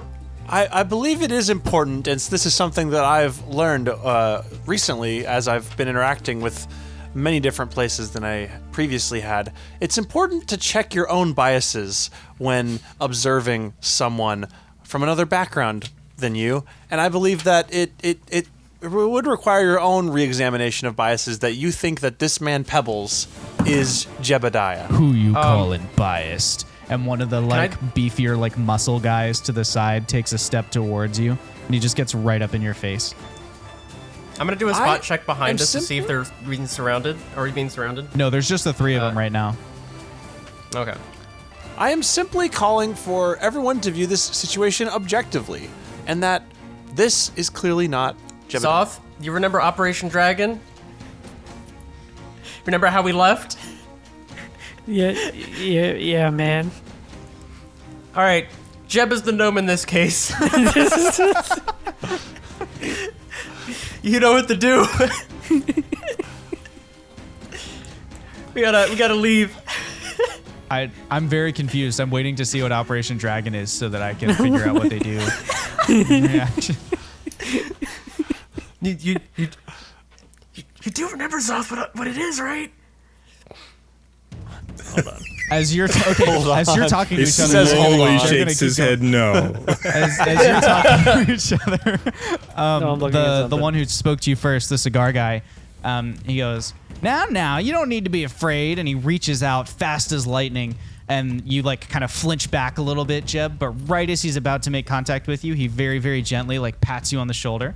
No need to be afraid. Look, we just needed you to let us know where you're going. You still got a week and a half to pay back your debts. We just, we didn't want you thinking that we'd forgotten about you or anything like that. I mean, travel times can make things a little tough. We didn't want you to get, if you figure it out, but you're out here at the end of your month. We didn't want there to be any misunderstandings. So, we came out here just to make sure everything's going okay for you,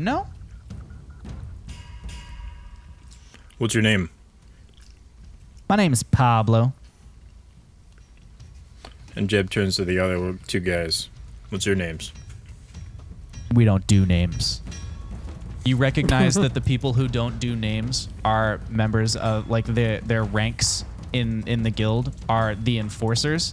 There's only 10 of them, and they are one step below the big kahuna. If you don't do names, does that mean I can call you Thing 1 and Thing 2? Fox. Oh, okay. They both just kind of turn a little bit of a lead stare towards you, but they don't acknowledge you. Other than that, Jeb flips the guy with the cigar a wingle. He flips him off. No, sorry. just flips him a wingle, and says, "Have yourself a good stay. Make sure you enjoy yourselves." oh, we 'Cause always you're gonna enjoy need it. ourselves. Yep. And they just kind of they look at each other, and the cigar guy hands you a a small piece of parchment. He just kind of tucks it into the front of your collar, and then they turn around and walk off. When you open it, there's just an address on it. All right, Jeb, you're gonna have to explain to me what just happened. Yum, num. I'm sorry, Foxman, but Dragon only worked when I had full access to magic. Do you not remember you picked up the gnome? Wait, so was your We have- grandmaster plan to pick up Jeb and run away? Was that the plan? We did so much more with that, you know? Like, there was a whole, I used thaumaturgy. Yeah, but obviously you gotta minus the magic out of it, so that's what it breaks down to. That wouldn't have yeah, worked. We were surrounded. It may have confused Zoth less if you had called it like simplified dragon or flightless All right, dragon. listen, we're not talking about dragon anymore because we're just dragging this conversation way too much. So let's dragging it. I get let's it. go somewhere else. Preferably somewhere where we're more comfortable. Oh, so dragon was spelled DRAGGIN'. I Yes. believe that's kind of the pun. Yes, I gotcha. Sorry, I'm a little slow on that right now. it's okay. It was the original operation was much We more should theatrical not do this by in the nature. doorway. Let's walk while we're Yeah. explaining dragon. Okay. What was the original, Zoth? There was a lot more theatrics to it. So basically, Operation Dragon, you see, right?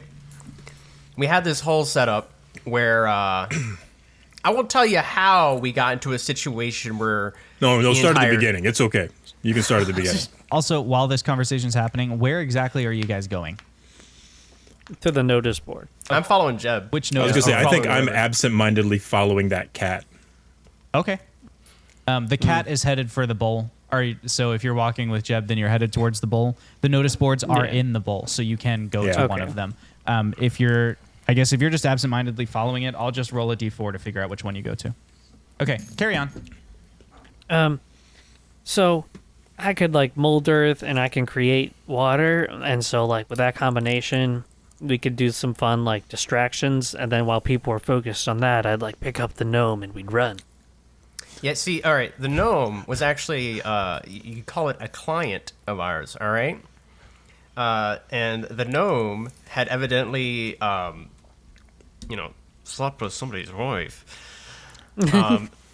And so he needed to get out of town fast. The problem was, he was stuck, holed up in the inn. And he couldn't leave because he had to go downstairs, and they were watching the stairs. So we used Operation Dragon, and we dragged him out that front door while nobody was looking. I have a couple of questions. One, I did not know that. Were you in business together before you met? I thought you simply were running away from, or I was under an impression. You didn't give me the impression of business partners. That's a good impression. Yeah, no, that's fairly accurate. It's just occasionally we have to work together on certain things, and We hung out a little bit. I was know- sort of the outcast, so no one really talked to me much, and Fox is Fox, and he talked to me. hey man, sometimes you need muscle, or at least the appearance of it, on some of my jobs. And that is the other question that I had. What do you mean sneaking the gnome out when no one was looking? Xothkug is much larger than the gnome, probably distractingly so. No, see, Xothkug was doing the distraction for once. I had to literally drag him. I thought Xothkug picked up the gnome. Well, he does. Let me finish the story. So I was just after- simply confused by the order of events. after I got him out the front door, okay, it was going smoothly until someone, I guess somebody was paying the barkeep to keep an eye. The barkeep spotted me and pointed out to the entire crowd, "Hey, he's dragging the gnome off." And of course, the whole town starts coming after me. So I have Zoth pick him up and run because I ain't going to be able to pick up this gnome and run with his backpack. The man had some lot of gold in that backpack. Let me just tell you. I had to pick up the gnome and Fox and run. It was a time. We didn't go back to that town. No. That makes sense. The only thing more fascinating than your story, Fox, is Owlin's interest in the details of that story. I simply had already come up with my own theories as to Xothkug and Fox's background together, simply it's a from very, things they're, that they've they're a very said. odd couple. I mean, you're not wrong. Agreed. Yeah. And this story just didn't fit those theories. It was an outlier, and so I just wanted to learn more of it. We have lots of stories together. That's pushing it, Zoth. And you see, those two reactions do fall within what I would have predicted for these two. Yeah, I agree. Where are we? You look up and you find that the ceilings are getting a bit lower as you pass the first ring headed towards the bowl. The tunnels are now much more dirt folk sized. Originally, Jeb, you would probably know this.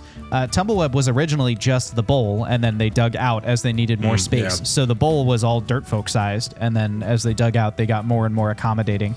And they've done some retrofitting on the downtown area in the bowl, but the ceilings of the strands are still pretty low. And so Owlin and Xothkug, you are having to significantly duck your heads or even bend over a little bit at the waist. Whereas Fox, for you, it's just kind of a tight squeeze. Your head could either brush the top or you have to crouch just a little bit to keep I'm gonna walking. make myself an inch shorter. Yep, there you go. Now Hey, you have Fox, exactly do the 1 shirt inch. thing. Do what? Do the what? Do the shirt thing, Fox. All right, I got you. I'm joking. I'm just poking fun at you. I think it's hilarious that you guys don't fit. I got but this. That's just me. I think I have a better. I can do this better. If you try to walk like that, it will take all day to go a foot. Can I? Jeb, do these tunnels open up more? They open up straight in front of you and straight behind you, but that's about it. But hey, is this at least look convincing? Do I roll? What was it? Performance? Yeah, performance with disadvantage. 18. All right. Dang. You are fairly High rolls. convincing. You don't look like a dirt. You just look like your head is still medium creature sized, but then your body looks like small creature sized, and then your normal medium creature sized feet are at the bottom. I mean, Fox, So I you're gotta a say, hobbit. It's significantly better than last You time, look but you like just an- look like a human baby. You look like an Among Us astronaut. All right. Yeah. Fair enough. He looks figure- sus. I figure I get a dirt folk trench coat and a large hat to hide my face. Might work. It's fair. You could try it. I would, with an 18, I'll let you try it. Oh no, I was just talking out loud with that one. I ain't Okay. gonna do it. So you do know. Can you do that? No, could you make your nose all big like mine? That isn't dependent on my size restraint, right? I Yeah. don't think so. Yeah, and I can change it to anything that's. I don't know if you roughly can give yourself bipedal. a snout. Maybe you can. I don't know. That will require further research. For today, you can. If it goes away, it's like Okay. you figured it out the one time, but you can't remember how you did it. Dang. I recreate Jeb's face. Okay, you do roll a straight D20. 17. You do a 17 job of recreating Jeb's face. You look I would like rate it a 17 out of 20. so that's what I'd look like if I was fat, because his legs and knees are just out in front of him. Fox, I have an inspiration for trying so hard. I mean, that's am honestly Jeb. not bad. I'm gonna try to mock Jeb's voice, oh yes. I'll pull out a spare set of clothes, a Hey, how spare. you doing, pup? Okay, but can we not gloss over that his Jeb voice is just Bane? No, that's not Bane. Yeah, Josh did a better Me Bane. until I put on the mask. Okay, anyway, back merely into the game of adopted the dog. Dungeons and Dargons. So you actually lose sight of the... Hey! Travinade1, thank you so much for the follow. We Hey. appreciate you. Yo. Hello. You Thanks for make your coming. way into the bowl, and as you enter the bowl, the path does open up. You have headroom again because the bowl has a big slope and it curves into the center of the city in the downtown area. It is a big old wide open space. You can see the whole way across. It's probably, I don't know, maybe 30 or 40 city blocks across to the other side of the bowl. And then there's also there's some space around the outside of the downtown area. I see that. When Vicious mockery. Nobody cared who I was until I did a bad voice. Fox has been viciously mocked. Have you marked your damage and stuff? You got that? Yeah. Okay. I marked my emotional Great. damage. You lose sight of the serval in the taking in the downtown area. So it's not like it did anything to give you the slip. You just were like looking around, and so the serval has run off. But you do realize it's not the only random animal wandering around. Like here and there, you see, you know, there's like, oh, there's a mongoose going around its way, or you know, like there are little other animals in the area. Rand animals, you could say. Yeah, rand animals. And you find that in your random meanderings, you have wound up on the like kind of due west cardinal side of downtown. And so the closest notice board to you is the western notice board, and it's right at the foot of this slope leading down into the bowl. So I'm assuming you would like to pause and look at that, because I think Xoth or someone said that was important to them. All right, there are four, here we are, guys. There it is over there, Xoth. There are 4 things like kind of nailed up to the notice board. The first one says, Master Brewer in search of amber water lily from the southern sea for brewing. Contact Finchtail Ale Company for details. The next one says, new tailor in need of experience and practice will make or mend your clothes for free. The next one says, need well-traveled adventurers to help make sense out of strange things I've been seeing. I'm at the Bustle Inn every evening playing harmonica. And the next one says, deputies looking for temporary night watch for a bank that's afraid of being robbed. Contact Deputy Anderson for details. I'm happy to reread those if you need them.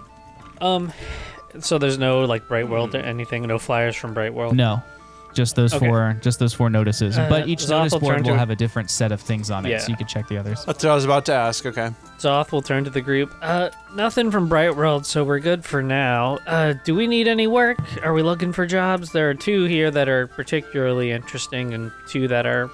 Hey man, if we don't find anything else to do, I vote my vote is on bank robbery. I You mean preventing am not bank a robbery? Yeah, details. I personally am very interested in this laboratory, as well as the opportunity for us to possibly get in on a party with the people involved in the Thames and Edison. I'm very interested in that party.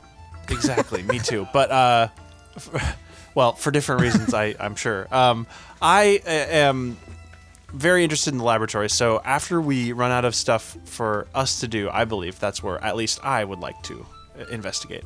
As a reminder, that laboratory is at the northernmost edge of the bowl, and there is, like, because the notice boards are in cardinal directions, there would be another notice board near there. Jebediah has a hand up. What's up, Jeb? Is there a hotline nearby? Yeah, there's one running down the edge of the bowl. Could I pull on the string and send a message? Yep. A small auto ferret comes out of the wall and like climbs out when you pull on the string, and it's a little bit warm to the touch, but otherwise, like, yeah, it's fine. It's right there. And which notice board are we on? North, south, east, west? You are at the west notice board. West one. Message for the east notice board. Can you read me these messages on the notice board on the east, please? That's a great idea. Roll just a straight charisma check, but roll it with advantage.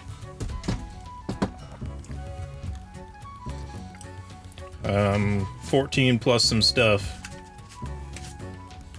15. Nice. 15, you said? 15. Okay.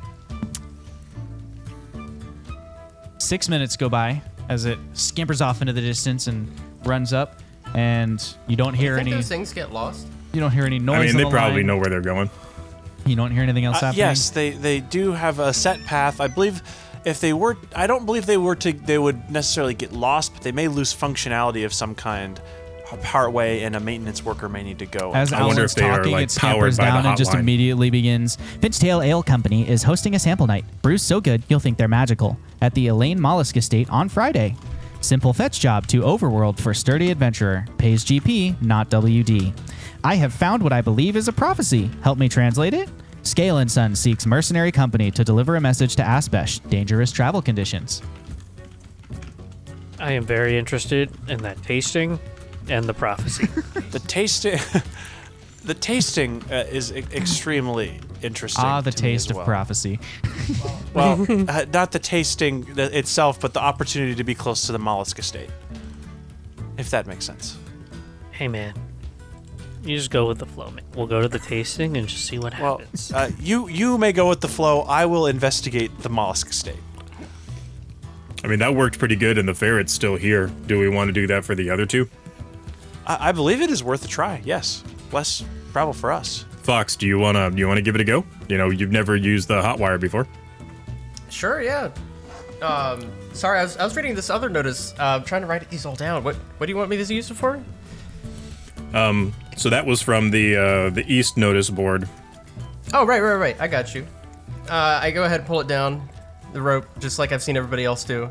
Okay, you pull down the rope, and it actually surprises you a little bit as the little auto ferret spins around and like looks at you. Its little mouth open for a message, but it's there waiting. Is it on right now? Is this working? Just say the location and then the message. Okay. North notice board. Could someone there read it to us and send it back to the West notice board? We'd really appreciate it. Thanks.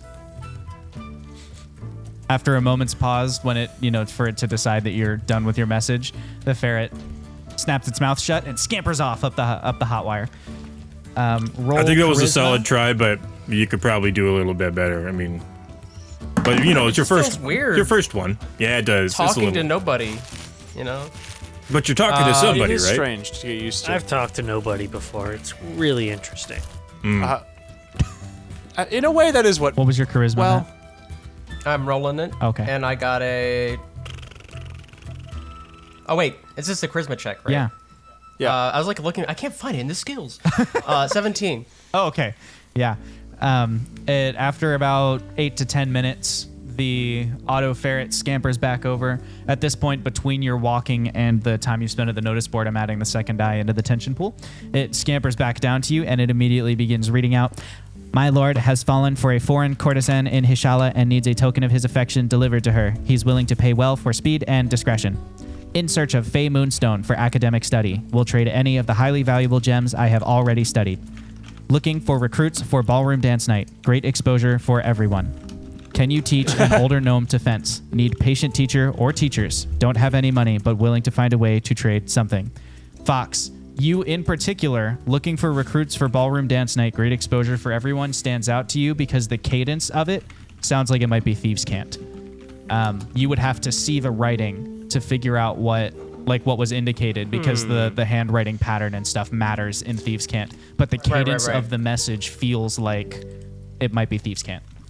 And they know that no one will show up Zoth because will- who wants to go to ballroom dancing? It's funny you should say that. Zoth is like, whoa, man, dancing? Let's go.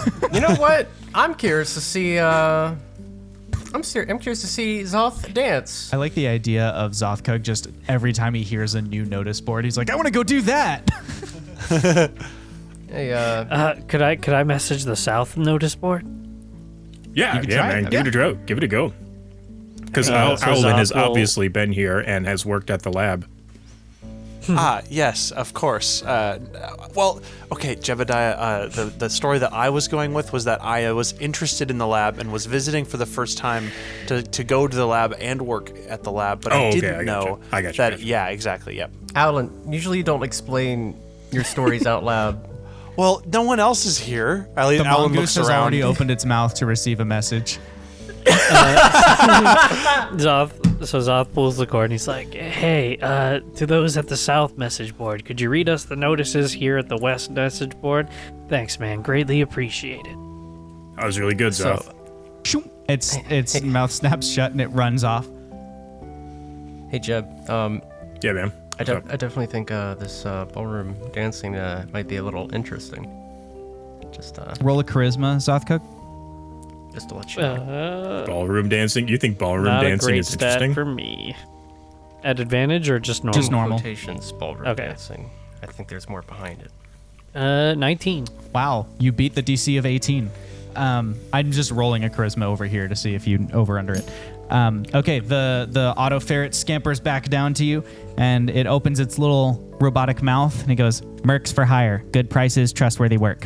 Reward, 100 Wingle digits for capture of Shark Harley, alive. Contact Sheriff Hank Spur. Reward, 80 Wingle digits for capture of Dakota Fast Hands, alive. Contact Deputy Washburn. Reward, 300 Wingle digits for West Diamond, dead or alive. Contact Sheriff Tom Barber. relieving to not hear our names or our other names on the notice board. Maybe the Brightwell people haven't I mean, gotten we got here yet. pretty quick, relatively. This is true. This is true. Also, I'm not as interested in the South message board. Well, yeah, that makes sense. Yeah, we're not exactly bounty hunters, or at least I wouldn't view myself that way. I wouldn't view myself that way either. You know what? My vote is on the ballroom dancing. At least I want to read it. I still don't know why you want to go ballroom dancing. I mean, I feel like we've got like higher priorities. Hey, in all ballroom of this. dancing is really fun, man. Have you ever done it? I have never done it. I've seen some people.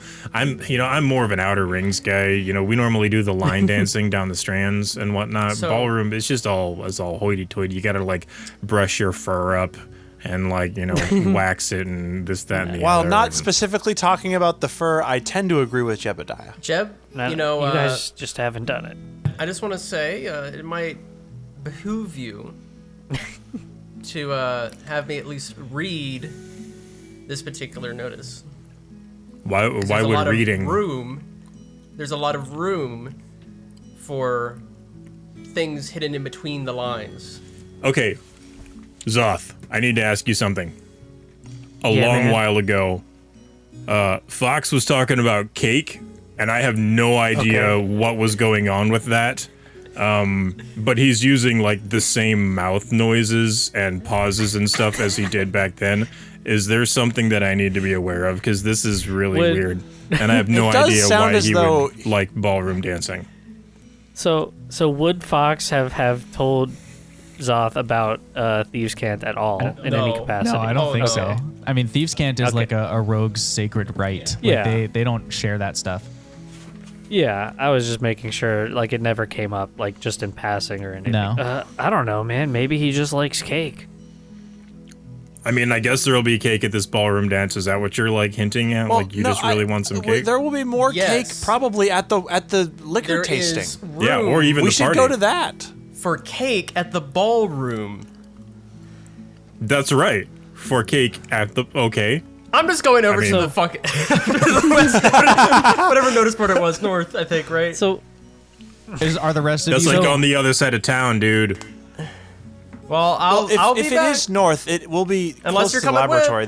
That if it's on the north notice board, I would like to be closer to the laboratory, so I will follow in that case. That's go fair, with them. That's fair. Okay. You all head up to the north notice board. On your way there, you get a lot of weird looks. Like there are dirt people who are there's an open air marketplace like dead center, and so a lot of people are coming in with empty bags and then coming back out to the strands with full bags from their shopping for the day, and they're just like all looking at you weird. What's up, Jeb? Can I do a perception check during this watch to see if we're tailed by those guys? Absolutely, you may. There's not much. There's a 10. Okay, you do not spot any of the kind of muggers following you. You do catch sight of either the same or another serval lazing on a roof as you walk by, and then I don't know, maybe 2 blocks later, you see another serval. It's like on the roof of a building, but this time it's Is it like like- licking its paws. So it's like it Is just it like keeps looking in my direction? No, it's just like lazing around, hanging out, but you just keep seeing it. You know, every 3 to 7 blocks, you just see, you see either another serval or the same serval. I mean, you don't know Are enough there, about like- them to it. Distinctive marks that I could pick out on it? Probably not with a 10. Not with a 10. Yeah. I was today years old when I found out that's actually an animal. Xothkug's got a hand up. What's up, Zoth? does he see the servals as they What's go? your passive perception? He sees Serval of them. 12. No, you don't see the servals unless Jeb chooses to share it with you. Oh, okay. Zoth, you ever seen cats like that? It's called like a serval. It's kind of weird. This one looked like... I've been looking out for those dudes just to Have I make sure seen they're them not before? following us. But Well, we all saw it earlier. yeah, I don't know. But, like, before for this Jeb, do you want me to keep an eye out for you? encounter, If you don't mind. do I know anything about them? Can I roll a nature? You can roll a nature check to see if you know anything about servals. That is a 17. Servals are a wild cat. They are smaller than like a panther, So they're kind of in ocelot territory. They are generally like desert and grassland animals. Like they're not really underground animals, but they do dig like little burrow shelters for themselves when they're threatened. Like even in the grasslands, they have the ability to dig, and they're familiar with hiding underground and getting kind of down in the weeds to blend in. They're very, very fast animals, but more than their speed, they're not like cheetahs. They're not going to outrun a speeding bullet or whatever, but they are very quick to accelerate. So like a serval can go from not moving to killing something in the blink of an eye. And because of their digging and stuff, like they have these really razor sharp claws. So like if a serval gets the first hit, it's usually the last hit in a fight with a beast in its weight class. This is a medium-sized beast, so it is like it's bigger than Jeb and most of the other dirt folk, and yet nobody seems to bat an eye. So either it is like staying hidden from them and you're noticing it on rooftops, or people have seen wild beasts like this kind of around the city, which is not uncommon. Jeb, you can remember, even though you haven't seen like the specific serval, I mean, like it's an underground city that's right near the surface. Like, all manner of random wild beasts will come down the nice big dirt highway openings and wander around. And sometimes people will throw them random food scraps and stuff. So, you do end up with a smattering of wild animals down here. So the first one I come across, then I'm gonna try holding out some food and do the for cats. Roll animal handling. I like that there's a different for cats than there would be for like dogs or something. Like the cat. That is a 12.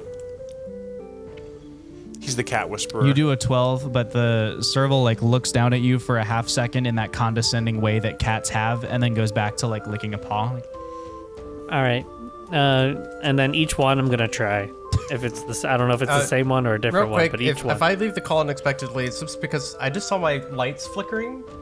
Oh no! Are you about to lose power? There's a severe thunderstorm warning in Docksville here, so that is a possibility. Great. Yep. I didn't know that. I did not. Well, if he leaves the call randomly, I'll play his character for the rest of the night. What could possibly go wrong? Oh, If he leaves the call randomly, it's because he's scared of the flashing Yeah. lights, not because his power actually went out. Just join from but your yeah. phone, bud, if you need to. Oh yeah, of course. Of course. I just wanted to warn you. Thanks. So Yeah.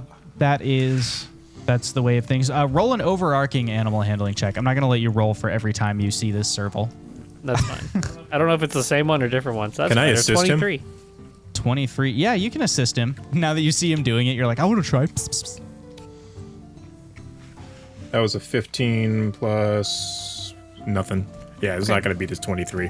Together, the two of you were able to successfully coax the serval over. What are you doing? Are you giving it food or anything, or are you just trying to get it to come Yeah. over for pets? I'm giving it food and petting it. Okay. I want to see if it has an owner. Okay. Like any markings of a collar or anything like that. It Or any does not- signs of like... It does not have a collar or anything like that. Xothkug, you're able to give it food. It eats one of your rations out of your hand.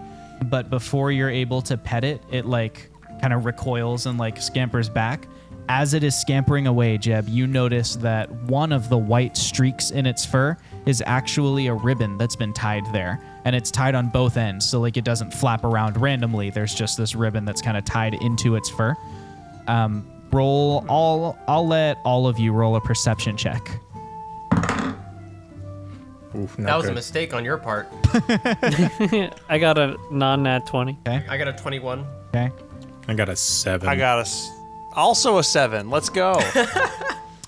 All right, so Fox and Xothkug, you two notice that as it kind of runs off, it sort of disappears into an alleyway and then eventually reappears on a rooftop, like it's found its way up to the roofs. But as your eyes are searching for like where it went, you notice just inside a window in the same building that the serval just ran to the top of, there is a like hooded figure in a gray cloak. And it like puts up the hood of the cloak as it catches you watching, takes one step backwards, and then you don't see it again. I looked at Fox like, you see that, man? Yeah, usually you don't talk about it out loud while we're still in the vicinity. We should continue. Yeah, at this point in your travels, as you're continuing to walk, the next thing you see is a massive building. Alan, this is unmistakably the laboratory. The building is like 7 or 8 stories tall, nearly as tall as the bowl itself. And as you're looking at the ground level of it, it is the only building in the entirety of Tumbleweb that is built with angular, like sharp angled corners, and it's built from cinder, not from like dirt and the normal construction of kind of dirt and sediment. And the outside of it is just one solid, smooth cinder block wall, as smooth as cinder block gets. And there are 2 big garage doors on the east and west side of it, basically. So like you can walk through the ground level. Those doors are both open, and you can smell like the kind of chemically smoky smell of like an active, laboratory, basically a fabrication center. And you look in and you see like tools that you had not even heard of, as well as some that you have. So like there's the kind of primitive manufacturing that the A2 had advanced to, and then there's like the next level derivative of that, where they've got some really intriguing, big tables with blueprints spread out across them, and people who are replicating them with looking glasses and magnifying glasses and stuff like that. You can't really make out what any of the stuff they're building is, but there's all manner of interesting stuff going on in there. And then inset into the walls, each wall inset into the wall is the symbol of Awara. It seems as if we have found the laboratory. Cool, man. That's cool and all. Anyway. Where's the if you Words, Alan. I would like to enter the laboratory if that's all right well, I really would like to enter the laboratory. Where's the message enter the board? laboratory, man. The message board is not too far away. I mean, you can't see it from here, but it's not too much further. Like, you can just tell because you're pretty close to the north edge, because this is the northernmost building. So, Commander Bonzo, hydrate. Cheers. Yo, Hydrate. I just did, but I'll do it again. Chat's keeping us hydrated. I'll go with important. Fox if he wants to go check out the notice board real quick. It'll just be real quick. Yeah, I'll come yeah. with you. We'll come right back, Alan. Alan, I mean, you can go into the in. laboratory, man. We'll meet you in the If laboratory. you can't find us, we'll probably ballroom dancing or at the tasting. Okay. Alan will start stepping towards the laboratory. Okay, great. Go in one of the garage doors. We'll come back to the lab in a second, just because I don't know that they plan to take very long at the notice board. So the 3 of you walk the rest of the way to the notice board. You arrive, and just as the auto ferret said, there are 4 things written on the notice board. First one: my lord has fallen for a foreign courtesan in his shala and needs a token of his affection delivered to her. He's willing to pay well for speed and discretion. The next one: in search of Fey Moonstone for academic study, will trade any of the highly valuable gems I have already studied. The next one says, looking for recruits for ballroom dance night. Great exposure for everyone. It is unmistakable to you, Fox, that this is Thieves' Cant. And now that you can see the handwriting and analyze, the distance between the punctuation and all those things, it says, I have schematics to a bank vault. Help me break in, and we split the contents 50-50. And the other one says, can you teach an older gnome to fence? Need a patient teacher or teachers? Don't have any money, but willing to find a way to trade something. You know what, guys? I mean- It probably wasn't much, but I thought there was something here. But you know what? You know what sounds still awesome? Ballroom dancing. That bank robbery. That sheriff, helping the sheriff stop it? Yeah. I think that's a cool idea. You mean the security guard detail? Wait. So we walked all the way over here to read a message about ballroom dancing, and you're like, yup, it's ballroom dancing. Guess we're gonna help a bank from stop being robbed. Jeb, I put Fox, a man, hand that's kind of weird. on Jeb's shoulder. Jeb, this I have a good feeling about the bank robbery job. Okay, just I It don't know sounds what like you're trouble- dodging. Yeah, it sounds like you're You dodging mean my the point. security detail job? There's no bank man, robbing happening. I know. I haven't pried into what just happened over, while we were at that bar back there, and I don't. You know what? I think I might be able to solve your problems. All right. One job. That's some very dangerous words, and you better tread lightly and tread seriously. Meanwhile, in the laboratory, Alan Wadreer, you walk through one of the garage doors, and you can now hear the din of engineers calling out measurements and stuff to each other. This particular floor is pretty fast paced. Like they're building things, so a lot of people are like holding the thing in place, and they need someone to get that screw or put the pieces together. So they're like constructing something. It is not finished or even close enough to finished for you to make out what it's going to be, but you can tell like it's octagons that are it's like a 3D octagon version of a sphere type thing, but it's only like 1/4 of it is built, so you have no idea what purpose it could serve. But that's what you see on this floor. There is in the back corner there's a stairway, or there's lots of engineers in gloves and coats and little glasses who are running around doing stuff. Little safety glasses. Always wear your safety glasses, kids. So wearing safety glasses is important. Alan will probably be excited to explore as far around the laboratory as he can go, and then come back to the things he finds most interesting. I think that's going to be his strategy. So he'll move on. He'll follow whatever next catches his eye. Okay. The next thing that catches Alan's eye, this is a great way of getting me to just tell you all the plot relevant stuff in a row. The next thing that catches Alan's eye is the stairway. The door to the stairs has the Edison logo engraved in it. And you can tell that it's the Edison logo because literally the word Edison is in a circle around a light bulb in that logo. So you... sorry, I have to pause to acknowledge that someone redeemed pun. It was one of you. Never mind. So you push open the door. You head up the stairs. Nobody stops you. It doesn't seem like anybody cares. The second floor it's like a big new age meeting room. It's got these big glass wall, like frosted glass walls, and you open it up. There's a big conference table, and nobody's in there meeting right now. There's like a little mini fridge in the corner, and it's an actual fridge. Like it's a thing that keeps drinks cold, and such a thing exists here. On top of it, there is a huge spout with a stack of Wingle digits in it, and they're just slowly kind of descending. Like that's probably what's powering it. Do you want to stay on this floor, or do you want to keep going upwards? Alan will open up the mini fridge. You open up the mini fridge, and inside there are several bottles and vials, and like they don't look like drinks. They look more like potions. Fascinating. Cheers, chat. Hydrate. Hydrate. Dude, I have to pee so bad. They need to redeem the opposite of hydrate. Is so funny. Anyway, all right. Alan will say fascinating. Can he identify any of the potions in there? He can roll an Arcana check Dang. while chat makes us drink more liquids. Are you trained in All right, Arcana? chat. I am not. Okay, actually. then you I rolled actually a 9. can't roll an Arcana check, so it doesn't matter. You can't identify Dang. what any of them are. Okay, then Alan will move on to whatever the next convenient room or level Sure. is. So you, Chat, I'm out of water, so please don't do that again, because all I have left is alcohol. you go up to the next floor, and Sorry, I'm reeling from chat and Matt and everything. I'm back.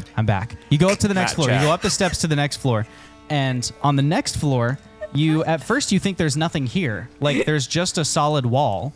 There's like no way off of the stairs into the room.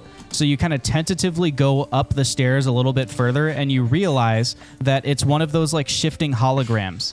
And so as you step up a little bit, you don't see a wall anymore. Like there is some kind of projection or illusion of a wall. And through the wall behind it, you can see a couple of desk workers who have a bunch of papers in front of them. And it looks to your eyes like it might be some kind of patent office. Like there's a lot of designs and ideas, and they're kind of sorting them into different containers. But each one looks to be like a hand-drawn sketch of a something. So they're like, cheers. So they're doing their thing as far as arranging those. And as you watch them closely, you can actually see that on one wall, there is what looks like a fireplace, but actually every now and then a paper flies up it and out of the fireplace and like into the room. So it's like the pneumatic tubes that you see at the bank or whatever. The next floor, the fourth floor, has on it a fully decked out no damages, no trash. Temple to Owara, the labyrinth kind that you saw in Red Hill, where like it's a small, it's not real walls, but it's like a labyrinth that comes up to ankle height, and you're supposed to walk through it in order to come up with a creative idea, and then you leave your idea at the altar as an offering to Owara. So that's what's there. You can participate if you want to. You don't have to. What do you want to do? Alan will pay respects at the Temple of Aurora. Is there anyone? Did you mention? Is there anyone else in the Temple of Aurora, in the temple section right now? There's a single gnome who is sitting down drinking out of a water bottle. Cheers, chat. But the gnome is like, it looks like the gnome is engaged in worship otherwise. Like they're, kind of sitting in front of the altar and leaving their offering of an idea. Alan will leave his offering, and after that, if he eventually, his goal after leaving the offering is to strike up a conversation with this gnome. Okay, so see like when it seems like he's done worshiping, then he'll ask him some questions. Sounds great. You wait to strike up a conversation with him, and then he seems to have finished and begins walking towards you, and you kind of catch his eye. Yes? Can I help you? This is my first time here at the laboratory. How is worshiping up here a common practice in Tumbleweb? I was under the impression that these temples were largely destroyed. Oh, I wouldn't know. I'm not from Tumbleweb. I'm from Hishala, the northern place. But I had to pay my respects, and at least this one seems to still be intact. So there it is. It does. Weird to see it all I do commercial admit, underneath. Exactly. I was about that. Thank you for saying that. While I think in some ways in spirit, I believe the upkeep of this place and the transformation of it seems to be, in a way, what Owara would want. It still does strike me differently than I thought it would, to see it this way, especially with the temple not necessarily being the forefront of it, if that makes sense. Well, it seems to be maintained by this Edison business. So yes. Do you know much of it? No, I mean, like I say, I'm from out of town. I'm only here visiting some family. There's a wedding coming up. I'm just here for that. They do great line dances here. I have heard. Well, thank you so much for your insights. It seems as though I'm not the only one feeling this way. Yes, happy to share. And the gnome goes about his day. I have turned off hydrate. I'm gonna say I'm leaving to go get water. Yep, I have turned off hydrate. You're grounded, chat. The first time I've ever had to ground chat during a D&D stream.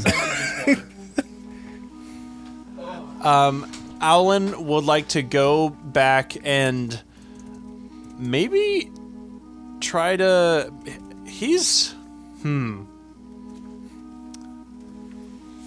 gonna maybe step into the patent office and just... Everyone seemed so absorbed into what they were doing. He's gonna see if there's any reaction to him just like observing what's going on in the patent office. As he steps into the patent office, one of the dirt women who is like filing papers says, "We're almost done here, sir. The lunch break's coming up, and then the next person." Oh, it's you're not. Sorry, you might have the wrong floor. I don't think this is what. Are you here for the meeting? Because the meeting's upstairs. This isn't the meeting. No. Simply observing. What you all do here seems extremely interesting. Oh, we're filing ideas here. That's what we do. Filing ideas for who? Well, for everyone. I mean, people come in and, the first floor is an offering center to Owara for them to try and make prototypes and come up with ideas. And when they have a finished idea, they put the idea in this thing. And, she points over at the kind of pneumatic tube thing that papers are shooting up. So they put the idea in there, and then it comes up here, and we kind of file that away. And then once every week, someone takes it up to the top level, and they put it on the altar up there and offer all the ideas up to Owara. Of course, we keep a second copy so that their ideas aren't wasted. Owara would not appreciate that. But we always, like to offer the first idea to Owara as soon as it's perfected. Interesting. is there some sort of fee or payment involved, or I'm simply wondering, is when the idea is offered up to Arwara, is there any other steps besides that? I'm just curious. You mean like for the person who gives the offering? I guess I may be blunt with you. I see the Edison company logo etched into the architecture here a lot. I'm just simply wondering what their involvement entails in this process. Yes, they're the reason this temple is still standing. Edison, when everything got weird in the Darkening, and folks were tearing down temples and making a lot of damage, and there were some mobs and things. Elaine Mollusk actually personally stood outside this temple and told the people they weren't allowed to tear it down because she needed the work here in order to keep Edison going. And in fact, they do use some of the different they use some of the different facilities here. This is one of the most elaborate temples to Awara in the whole world. So there's all kinds of knowledge and creation and trade, and there's all sorts of stuff that can be found here. There's an entire library on the 5th floor, but we just, we are just benefiting essentially from the fact that we are useful to Edison. So does Edison, with this idea process that you mentioned in the offering, is Edison involved in that whatsoever, in that process? Oh, no, of course not. I mean, Edison provided these safety boxes, and you can see there are some safe deposit boxes on the wall, just so that they would lock up a little bit more securely. But, no one from Edison comes in here to, see what we're doing or anything. These ideas are for Awara. Okay. Good to know. Yes. Are those of you working in this office here, are you volunteers? Are you paid? Yes, we're volunteers. We obviously, when we walk out of here, we have to pretend not to be anybody really, because worshippers of Awara are not treated very safely. Sad to hear. Well, you mentioned a library on the one of the higher floors, yes, correct? On the 5th floor. Is that open to the public? It is during the daytime, so yes, you could go up there now. I think I may do that. Thank you so much. Sounds good. At this point, the rest of you have been waiting for an hour downstairs for Alan. You're standing in the either just outside or in the lobby waiting for Alan. We'll cut back to them and see what's going on. In that case, I probably would have had this conversation a lot before this hour. Yeah, go ahead. Have your Jeb. conversation. So, leave off exactly where we just left off. Hand on shoulder, Jeb telling me I better watch what I say. I mean what I say. I mean, Jeb. Yeah, go ahead.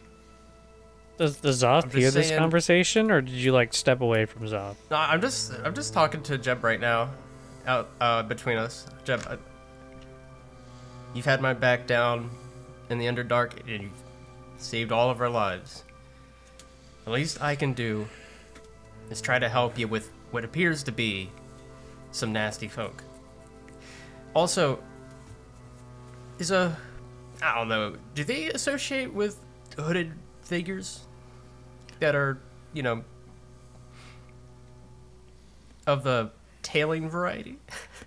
I mean, I was looking around to see if they were tailing me, and if you don't want to be noticed, you'd probably wear a hood. I don't know offhand if there's a specific tailing hood that they wear. I mean, that would kind of defeat the purpose of being inconspicuous. Well, he was in a building, though. Who was? That one. Sorry, a while back when you two were trying to mess with the cat, there was a hooded figure watching us from the second story window, I think it was, upper story. DM? Oh yeah, it was the highest story that was not the roof. Gotcha. Yeah, on the top story there.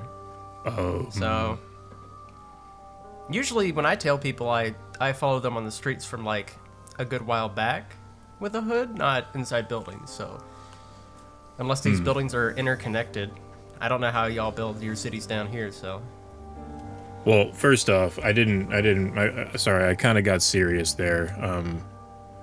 I mean, you saying that this money could pay off my debt? I owe a ridiculously large amount of money. And so saying that is like, you know, like I'm not 100% privy to what the gold wingle digit exchange rate is. But I mean, take a guess. Yeah, we'll do that while we're waiting for Alan. Take a guess. Xoth, you too. How much do you think that I owe these guys? Are we doing gold or wingle digits? Well, his debt would have been in gold. Yeah, it's in originally. gold. 5,000 gold. I'm gonna say Higher. 200,000. Lower. Okay, 100,000? then we might be able to do this. Lower. 50,000. Okay, you guys are just going crazy. I thought you were like gonna start low and go up. Hold but on, I'm gonna stop you right here. We're at 4 guesses. If you can get the exact number within 10 guesses, I'll give all 3 of you inspiration. Oh wow. It's lower than 50,000. 25. Higher. 30. Higher. 40. Lower. 36. Lower. 33. This is Lower. match point. All right, so it's somewhere between 33 and 30. It's probably a good round number. Or at least I would hope so. It'd be No, annoying it's to have not. What you need to ask yourself is whether I came up with it or whether he did. I think either way, it's probably not going to be a round number. Wait a minute. Dude, if you pull this off. I can see the math equations coming out of Matt's head. Matt equations. Ooh, got him. 32,000. So sorry. Yes, 32,022. Ooh, that's really close. 32,473. Oof. So close. Yeah. It's I'm not sure what that converts into wingle digits, but it's a lot. And I doubt we're gonna get that from running bank security.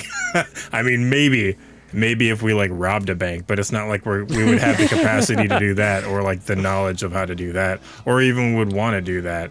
But I mean, you know.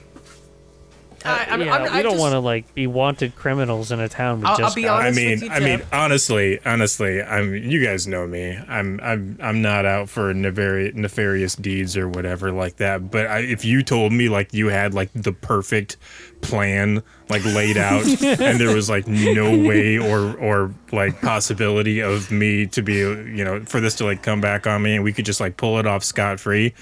Yeah, I would totally be down to do that just to get these guys off my back. But see, a part of me is like, I really don't want them to have the satisfaction of getting paid off. Because like, I mean, they were major jerks about it. You know, they took advantage of me. They swindled me into this thing and got me in a place where like there was no way for me to pay my way out, and so I just kept digging deeper and deeper because that was the only option. I get you, Jeb. I'm just saying, I have a good feeling this might be step 1 to doing at least something about it. I'll say, I mean, for everyone's sake, by the it'd probably be better if I didn't take part in any bank robbery. we're not taking part in a bank robbery. We're doing bank robbery security. You're perfect for the job. How am I perfect for the job? Security means fending off foes. No, security means looking tough so nobody actually robs the bank. That's actually true. That's a good point. You know, they say like the best thing about a security system is to have the things there that make it look like you have a security system. You See? know, it's Jeff the knows. threatening presence. Yeah. I mean, and you you're got. perfect for it. I mean, wait, honestly, wait. Xoth, for as non-combative as you are, I don't know how you exercise and maintain the physique that you have. Because honestly, dude, you're quite chiseled. If I do say Xoth, so do me a myself. favor. Can you like just cross your arms real quick? Just I mean, whoa cross your there! arms. You don't want to bust the ropes holding that pot on his back. I mean, you know, just to prove a point. See, that's intimidating. Shameless That's plug for our intimidating. YouTube channel here. We've got that thumbnail. We happen to have the thumbnail of him crossing his arms over his chest and looking buff and awesome. So I'll use that this week. I appreciate the compliments, guys, but I'm really not that chiseled compared to my other orc companions. But do you see Yeah. other orcs around here? That's right. I I mean, don't know. I haven't looked very hard. I have. I really just want to go ballroom dancing, man. Zoth, trust me. Don't you want to help Jeb? Of course, I mean, man. don't do that. I'd Don't do do anything for Jeb. No. This is step one, Jeb. This is step one of solving your problem. Can you trust me? How many steps are there, man? As many steps as Yeah, is this a takes. 5-step program? Is this a 10-step program? Because I mean, I appreciate you, pup, and everything, and I know that you definitely have skills, but it's like this is a lot. I mean, and I think that this is Like, what if you This have is not like a lot. what if we get into the 32,000 party, is man? a lot. Oh, I you mean, meant that's the Meanwhile, amount. upstairs, like you could Sorry. build the lab out of that. Meanwhile, upstairs, Alan Woodrear, you walk into the 5th floor of the laboratory of Awara.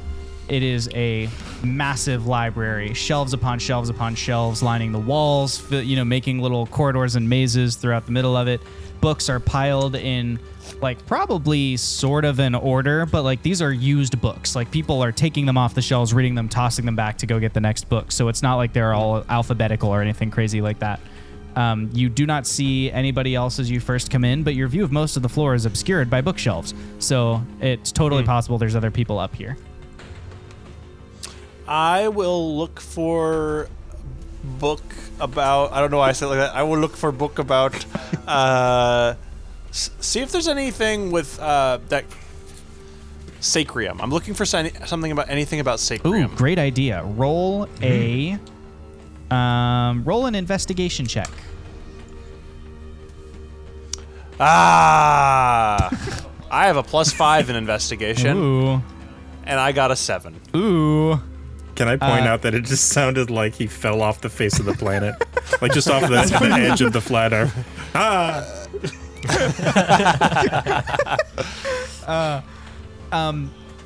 Then I did it. Dang it. So you...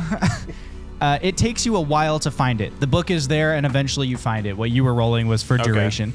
So it takes you probably the better part of half an hour, 45 minutes, but you do find eventually Dang. a white paper on the discovery of Sacrium, and it was written by Okay. one Shava Baravan, who you may or may not have gotten the name from Fox, who was the third person in the mural at Dig Site 6 when he saw Dabbledob Bafflestone and Sir Topham Sav. The third person was an elf woman named Shava Baravan. And Shava Okay. Baravan has done a white paper basically on the discovery. It is 2.5 years old. And the white paper says that she has discovered a new substance. She can't chemically place it anywhere, but it almost seems like it's waiting for something. Like it's all potential energy. There's no kinetic energy in it. It's like if you could find some way to her exact words are, it seems as though it is awaiting a charge. That's how Shava Baravan describes the thing she's found, and she goes into the sort of the mining hazards. A lot of the stuff it can be risky to mine it directly because direct impacts from sharp objects can often cause it to combust. It's very volatile, so she recommends using. She had like padded excavation tools. She wrapped her trowels in like little kind of cloths and things to try and scoop out it and examine it on a molecular level. She was able to examine it under a microscope, but again, it didn't match anything. There was no other compound or material in existence that she knew of where that information was the same. She also found that if you super cooled Sacrium, it would kind of melt. Like instead of turning into a solid, if you cool it far enough, it almost dissipated and would just be gone. And she also discovered that if you superheat it, it gels into a liquid and can then be cast. She did not cast it into anything in particular. She was just exploring the different, like the chemical tolerances and stuff of Sacrium.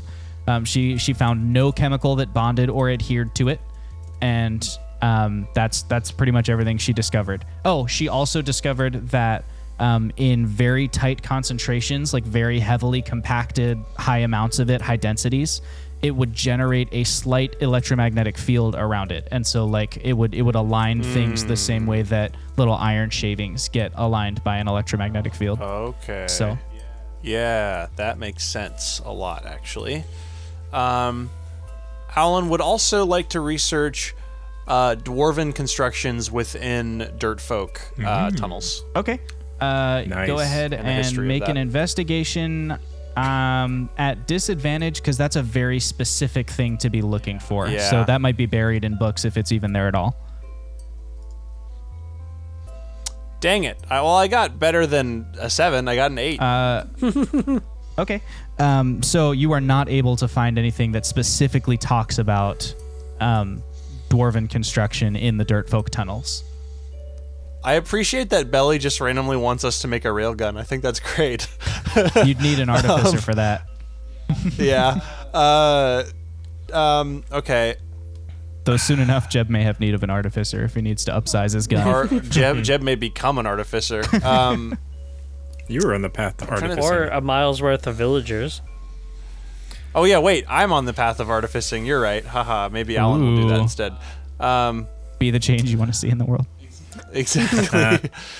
Sorry, did you say something, Xothkug? Or Oh, I Trevor? just said, or a mile's worth of villagers. Yeah. I'm familiar with that. I'm trying to think of anything else that Alan would think to want to research in the, I guess, formation of the. Well, no, we know that the Bright World Company isn't it. History of the Bright World Company, like formation of it. Sure. Roll normal advantage. What? Roll normal investigation. Okay. I've had too much water. I'm getting all water tipsy. Roll normal 13. advantage with this investigation. Yeah. 13. You are able to I'm find. not rolling It doesn't well. take you a super long time, but it's not quick. Like you have to dig through piles of books, but you do find a basically history of modern innovation, and in there is a chapter on the Bright World Company. The Bright World Company, a corporation that actually began in the A2 nation on Zanir's Floating Peak. Initially, they were known for basically processing things before they were used in they were a refinery. So they would process raw materials into usable construction materials, and then those would get sent out to builders, prototypers, manufacturers, et cetera, et cetera. They basically were a prefab, and they were never huge. They were, small staff of people. They were actually rumored to be kind of like going under, losing money at, not making some great business decisions. And then there's kind of a gap in the knowledge that's like, well, the darkening happened and everything was crazy, but the Bright World Company resurfaced about 3 months after the darkening, having established a venture partnership with the Summit Banking Guild. No one really has any idea what the conversation, no one else was in the room where it happened, but there was a significant financial investment from the Summit Banking Guild that involved a partial takeover of the company. And the Bright World Company has since been known for its work on Wingle digits and ciphers and making that into a mass-producible object. So that's the sort of recent history of Bright That World all Company. sounded super familiar. Was that something that I already knew? I don't think so. Okay, cool. Maybe it's something that I knew from world building, not from Alan. There are didn't bits know. and pieces of that in world building and scattered Okay. throughout the campaign, but not the whole story. Okay, cool. I guess also makes sense to investigate the origin of the Summit Banking Guild. Okay. Go ahead and roll investigation at disadvantage. The Summit 10. Banking Guild started Oh. far away and didn't really have a presence here until recently. 10. 10. You look for a while, but all you're really able to find is a newspaper with the headline, Summit Banking Guild opens 2 new banks in Tumbleweb.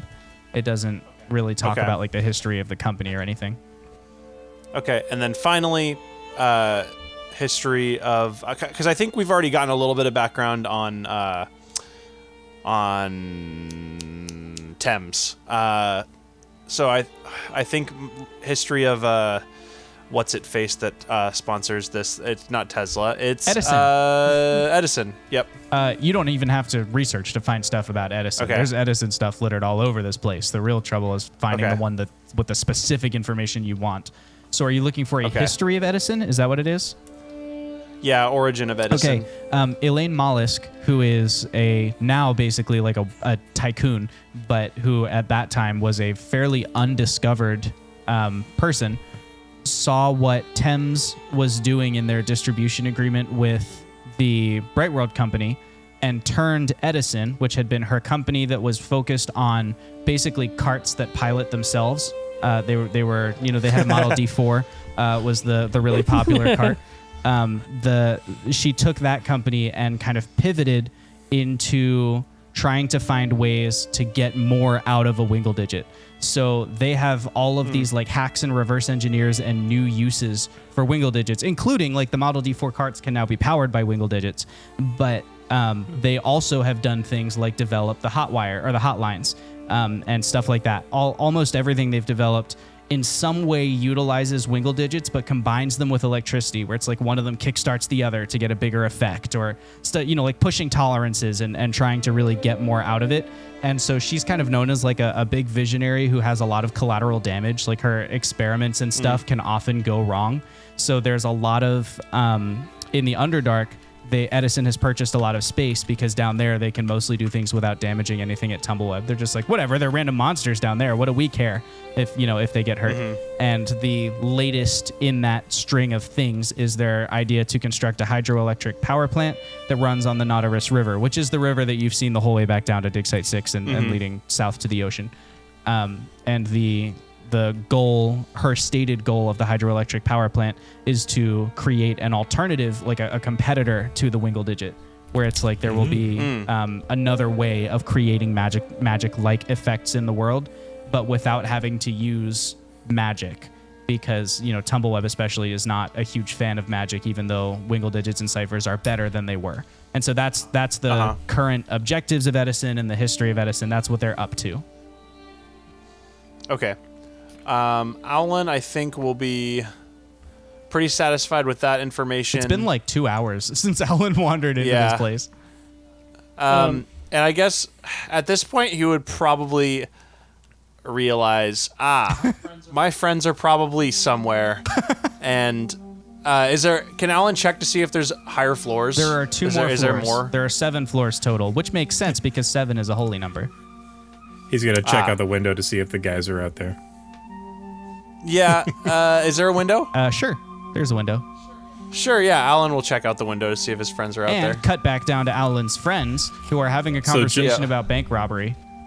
So Jeb has been, for the past little while, since we've been out here for a couple hours now, has been teaching Xoth line dancing, like dirt line dancing. Okay. So you go like this and just like that. Like this? Xoth, roll kind of like that. performance. Well, I mean, so like the moves I'm doing, it alternates. You kind of do guy, gal, like that. You said performance? Yeah, and Jeb, you can roll performance with advantage because this is like a cultural rite of passage. I got a 9. Average. I got a 15. Okay, so yeah, Xothkug is sort of doing okay for a beginner. It's like, like the person's first time swing dancing or whatever, where like they need someone to lead them really clearly in every step that they're doing and they can't quite keep the rhythm. So, Alan, you look out the window and you can see Xothkug doing like an absolute mockery of a line dance. And next to him, Jebediah, who is leading him, doing a fairly decent line dance. Pretty impressive line dancing. And Fox, what are you doing? I'm gonna go take that ballroom dancing poster down. Okay. And pocket it. I'm sure it has a location on it, right? It does, yeah. There's a location on there. So you take the ballroom dancing poster down, and as you do, you also get a glimpse off in the distance, just a little bit further around the bend. You see one of the wells, one of the water sources for the bowl. And the reason the wells are significant is that they are filled by waterfalls. So the roof of the bowl has 2 holes in it that water drains down into through like the stepped rings of Tumbleweb, and all the irrigation filters it out, so only clean drinking water comes through. Or, I'm sorry, all the vegetation filters it, so like only clean drinking water comes through because everything else gets caught in the grass and the roots and stuff.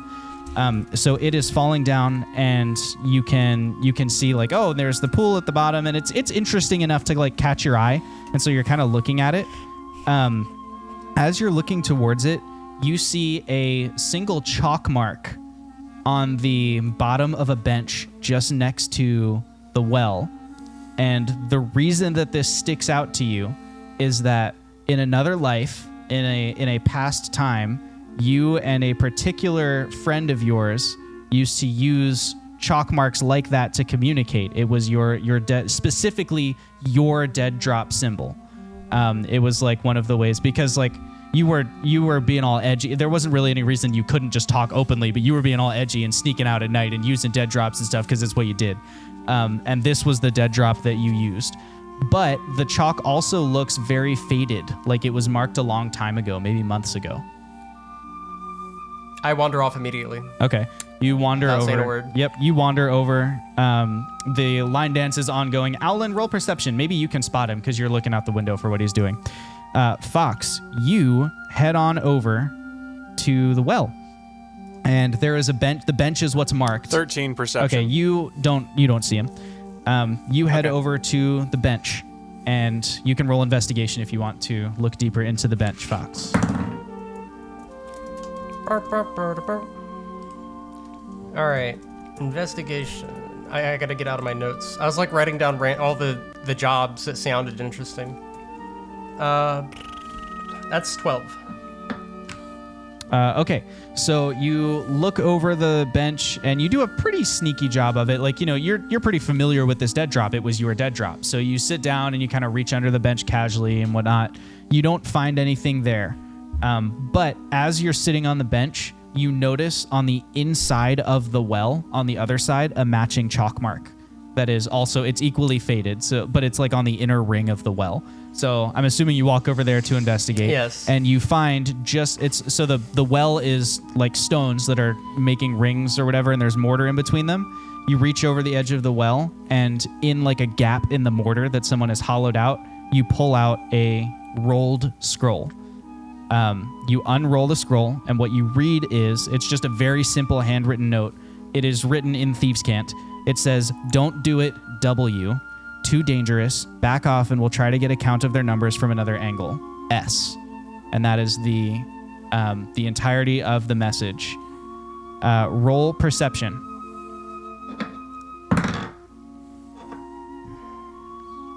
19. Okay, as you look up, you see that same hooded figure watching you with the serval kind of like weaving in and out of his legs. You can now tell that by its size, it's a small creature, so like gnome, halfling, something, but it's still wearing that cloak. As soon as the creature catches your eye, it takes like 3 steps back and is kind of lost in the crowd of other people and dirt folk who are coming and going at the well. Fox is enthralled at this point, completely forgot about his friends, and will now try to hunt this man down. Okay. Are you going to like sprint chase, or are you trying to tail him? Like, are you trying to pick Tail him. Okay. You're trying to pick him up and tail him. Go ahead and roll perception to catch his tail. 16. 16. Okay, with a 16, you're able to catch his tail. He's moving swiftly away from you. The little serval is kind of loping along beside him. It's like up to neck height on him because he's a small creature, and the serval is medium. As he's now moving in the other direction from you, so his back is turned, you can now see that on the back of the cloak, the cloak is like a deep gray, but on the back of it, there are pitch black eyes. They're like the really angular, like if you ever watch Batman Beyond, like the really angular, like triangle eyes, the really thin, like squinty ones like that. So he's got these dark eyes on the back of his cloak. He's like moving and you're tailing him, and he's moving and you're tailing him. He goes about 2 blocks, and then he like takes a hard right and he sprints, and like into an alleyway. So you can sprint to catch up, or you can tail to catch up, whatever you want. I'm sprinting. All right. To get at least to the corner. You're sprinting to get to the corner. You round the corner, and as soon as you come around the corner, the serval leaps towards you. Make a dexterity save. Didn't see that one coming, evidently. 9. Okay. With a 9, you are like, you come around the corner and you sort of see what's happening and you try to stop in time, but you can't quite like get to the ground. And so you end up, the serval like bounces off your shoulder and you end up doing sort of like an electric slide, like on your knees into the alleyway. But you kind of like slide around the corner. You notice that the serval did not scratch you with its claws. The serval bounds off into the distance, and ahead of you, the halfling is still running. You can now tell it's a halfling because his hood has fallen off as he sprints. He begins leaping up onto the side of one building and then leaping onto the next, basically bouncing back and forth in the alleyway to get himself up to the rooftops. What do you do? He's wall jumping. I'm go after him. I want to follow that cat, but I got to pick one. Okay. Because I feel like that cat might have secreted a message out. Okay. So you're going to follow him? Yep. Okay. Do you... Acrobatics? Sure. Yep. Acrobatics. Yeah, I'm literally just going to follow in his footsteps. And I obviously am very disheveled from that cat attack because I got a 5. Okay, so you try, but you like can't quite get the angle right. You're still like, you're on the ground and you're in a hurry, and so your form isn't perfect. You can try again with advantage if you want to take a break, but I am going to give him another round to run ahead of you before you can continue chasing. Yeah. Okay. Owlin, from where you are at the window, you see a cloaked halfling climb up onto a rooftop and begin sprinting, full tilt sprinting like a medium creature would. Like he's got the range. Sprints and just leaps the 10-foot distance across a street and onto another building where he rolls.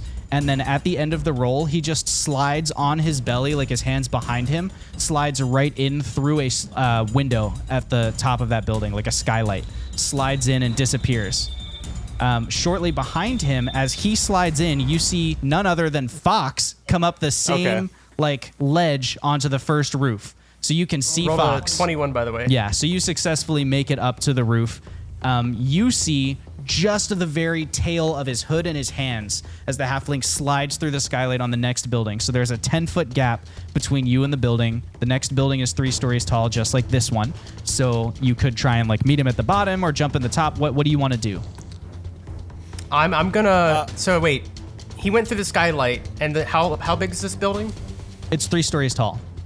Is it connected to any other building? No. Is the front door facing me? You can't see from up here.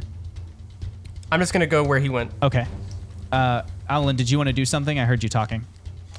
I was gonna say, Alan, if he sees Fox chasing after him, Alan's gonna try to go down the stairs as quickly as possible, grab Jeb and Xoth, and try to get into the bottom of that building as fast as possible to try to like. I'll cut let him you guys off. know as soon as that happens. Okay. Fox, you leap across the rooftop. Roll either athletics or acrobatics. You can pick whichever one you'd prefer. I got a nat 20. All right. You leap across the distance like it's nothing. I mean, your curiosity has been piqued. You leap across like it's no big deal. Chat casts Bless on Fox, so that's a 1d4 you get to add to something in the near future. Thanks, Billy Servals. Let's go. You slide in through the skylight. I won't make you roll a check for that because of the nat 20. So you just very dexterously, you do not land on your belly. You slide on your side so that when you land, you can land in like a cat crouch, you know? And Right. you have made up a little bit of the distance because you were so quick. And so now you can again see full body. The halfling is ahead of you. It ducks in through a stairway and begins rushing down the stairs. Is there a stairway or faster way down, like a shaft of some sort? So this top floor is actually a balcony, and the next floor, the second floor, is full crossing. So it's got like a carpet. So you could leap down from here to the next floor and try and head him off in the stairs if you wanted. I'm definitely going for that. Okay, Yeah. that would be an acrobatics because you're on your way down. Athletics is for up, acrobatics is for down. All right. Makes I sense. am going to use that D4. Thank you, Belly. All right, and I got a 3 plus 11, 14. Okay, a 14. You get a 14, and he did not roll a high enough dex save, so he's going to throw caution to the wind and just literally leap down the stairs. So like he's rolling and falling down the stairs because you catch up just even with him. And so I gave him a dex save to keep running and get back to being one space ahead of you. He failed it. So he's basically prone, but he's just falling down the stairs ahead of you. If I'm on the stairs now, is it just like the first floor below me now? Yeah. Or in the second floor? Yep, just I'm the first floor. gonna make that jump if there's a gap between the stairs. You make that jump. Go ahead and roll acrobatics. At this point in time, Alan Wadrir appears out of nowhere, grabs Jebediah and Xothkug by the arms, and begins marching them towards a building that's not too far away, about half a block. Whoa. So this is whoa. What trouble you get into now, Alan? Your Fox is chasing rooftops. This Fox, what do you building. mean? He's right here. Yeah, Fox. Tell me about your roll. Fox I has got advantage. a 8. You have advantage. Grubbug gave it to you before we declared what happened. Chat is on your side. Okay. Dice gave me is taunting me. I got a 12. Okay, you got a 12. Since he rolled an 11, it's enough. You catch up to like his tailcoat right as he's making it to the door. You grab like the tail of his cloak in one hand. He's going to get a dex save. Roll a dex check, just straight dex. He's going to try and like slip out of the cloak to keep his run going. So his dex versus yours. He rolled a 21. What do I have? Dex modifier. That's what. It's so close. Document. What is this, a dex modifier for ants? Did you get a 20? 22. Let's go. So he tries to slip out of the cloak, but you're familiar with this dance, and you like expertly wrap the cloak around his arms instead, so you end up pinning him to the ground by like his arms are tied behind his back in his own cloak. You pin the halfling to the ground. You do realize at this point, as your friends run up from who knows where, you all arrive just as Fox does this, so you see his expert move as he pins the halfling to the ground by his cloak. You all realize at the same time that the writing on the outside of the building says City Hall.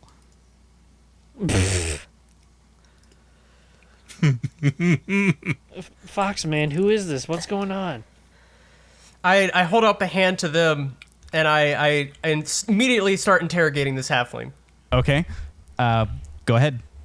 Why are you tailing us? Well, I didn't tell anybody, man. I'm not... Who do you work for? Not here.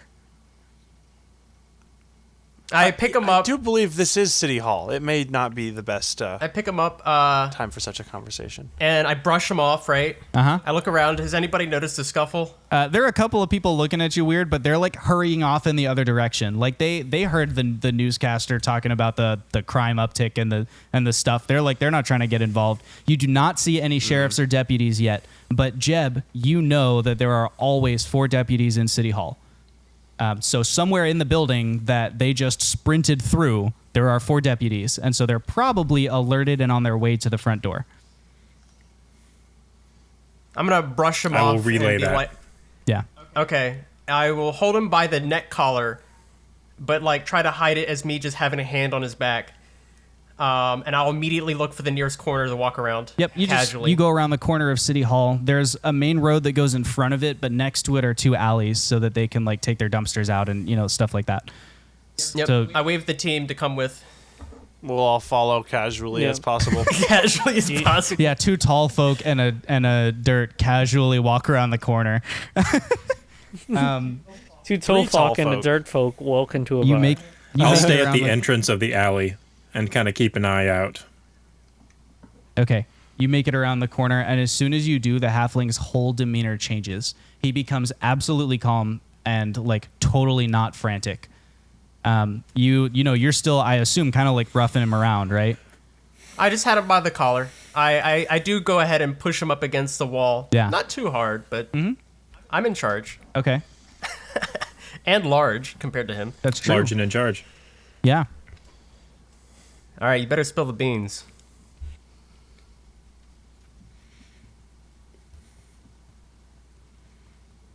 Roll an insight check. Are you speaking thieves' cant when you say that? 13. Okay, I should. you're pretty sure that he's like sizing you up right now, not waiting for like an ambush or anything, but he just takes a moment and literally just like stares you dead in the eyes. I go ahead and put a hand on my dagger, unsheath it, and do a quick little finger twirl, show him that I know how to use it. And I will do sleight of hand if need be. You don't need to do sleight of hand, although that'd be funny if you failed. But no, you don't need to do sleight of hand. This is your moment. Like, you are in command here of all that is going on. He takes a little while and looks at you. He looks over your shoulder at your 3 friends. He looks back at you and he goes, "How did you know to look for that dead drop?" How do you know that dead drop? "I left that dead drop months ago. But not for Yes. you." But the way you did it, I know that way. "I don't understand." Where did you learn how to do a dead drop like that? "From my contact." "Who are you?" And who's your contact? Who are you? Who am I? See, I don't think you need to be the one worried, but depending on how you answer, I could be a friend. Jeb has a hand up. What's up, Jeb? Does he still have the dirt face on? Said that he took it off. So you're right. You still got the So you're like a dirt really skinny, tall dirt folk right now. All right. Have you, do you always look like this? I feel really I blink a uncomfortable couple being times. interrogated with your snout this close to me. Because you're like I what blink a normal distance would be for your face. So your snout's like yeah, right. millimeters away. I blink a couple times in recognition, and I go ahead and just morph my face, not back to my usual one, but to another human one. His eyes widen just a tiny bit, and then they close down again to narrowed. I created Could I- that method. That's all you need to know. I want to know who taught you that method. Xothkug has a question. Yes, Xoth.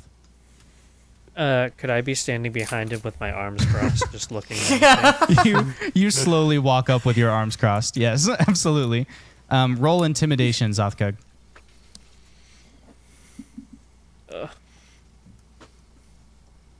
I'm here for I don't like bank that. security. Charisma. Ooh, that's a good roll. 16. Okay, that's pretty good. Fox, you feel Xothkug walk up behind you. I go ahead and put I just like glance back and I put a thumbs up behind my back. Like, good job, Zoth.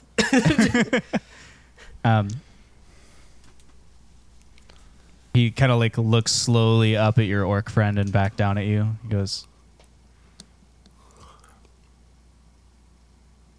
"Why would I tell you anything when you're the ones responsible? It was you, wasn't it? Responsible? For what? For capturing my contact. What, you think it's a joke?"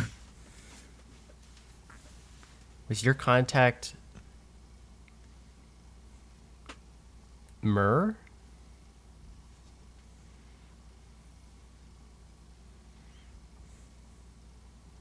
You're going to have to prove to me who you are before I answer that question. Or at least where your allegiances lie.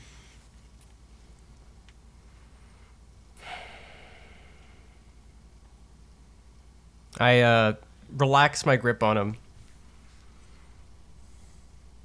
Now listen here. I don't know your name, No, you don't. but you can call me Fox. All right?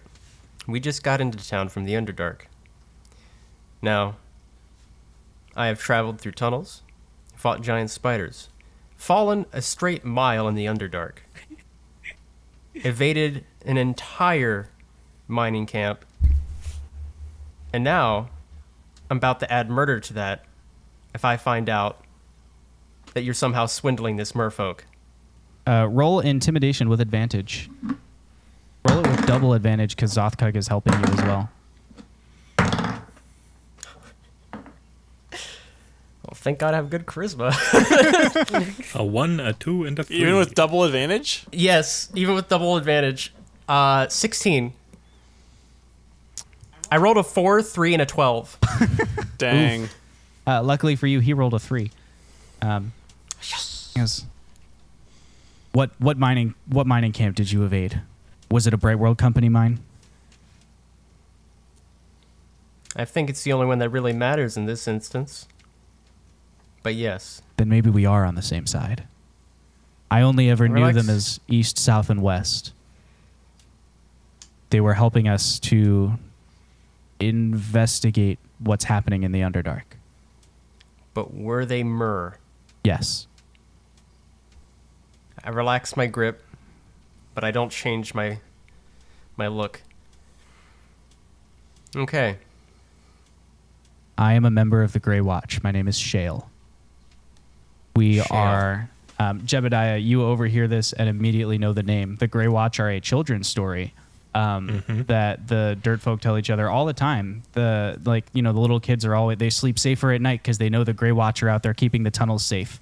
Every member of the Grey Watch bonds with an animal or a beast of some form, and they are usually like kind of lone traveler types, but they are the ones who are like when a monster's in town, everyone's like, don't worry, son, the Grey Watch will take care of it. Like they keep the tunnels safe for travelers. The entire dirt folk tunnel network, they keep safe for travelers. They are mostly thought to be mythological, because they're just like children's stories. But at some point, and actually Grandpa Cole was always certain that he had met one of them, and the rest of your family were always like, yeah, of course you did, all right, Grandpa, but Yeah. he was always certain he had met one of them. This is a member of the Grey Watch. We were investigating the kind of the weird muck that's down in the Underdark, and we found that it's centered on Tumbleweb, but we don't know why. Water in the Underdark beneath Tumbleweb has been fouled for a mile in all directions, even in the underground pools that aren't connected to any river. But we couldn't get close enough to investigate because of Edison and their building permits and their experimental zones and all those things. So we were hoping to find somebody who could get in through the water. And we met some merfolk who were also investigating the same thing. We only ever knew them as East, South, and West. I promise you that. And you don't need to roll insight. You're pretty convinced that he's telling the truth. But we were hoping that they would get us in. Last time I heard back from one of them, West reported that they were, whoever they are, we don't even know, but West reported that they were building an army and that they were going to go and get a closer look. And I, as you read, suggested not to, that it wasn't safe, that we should be involved in that because we can't help them in the water. But I fear that perhaps West tried anyway. She was always a little bit stubborn.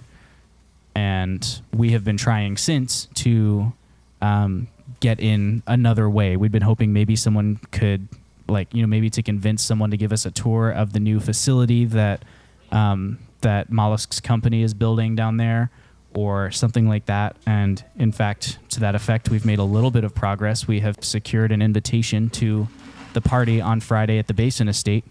Do you have a map of water currents? I don't, but maybe someone does. I can ask. I can ask around.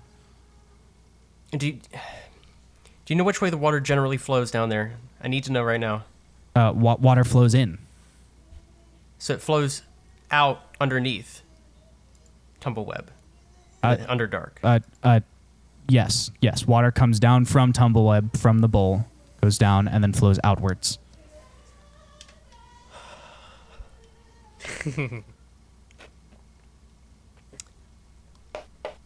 Okay. All right. Shale, you said? Yeah, Shale.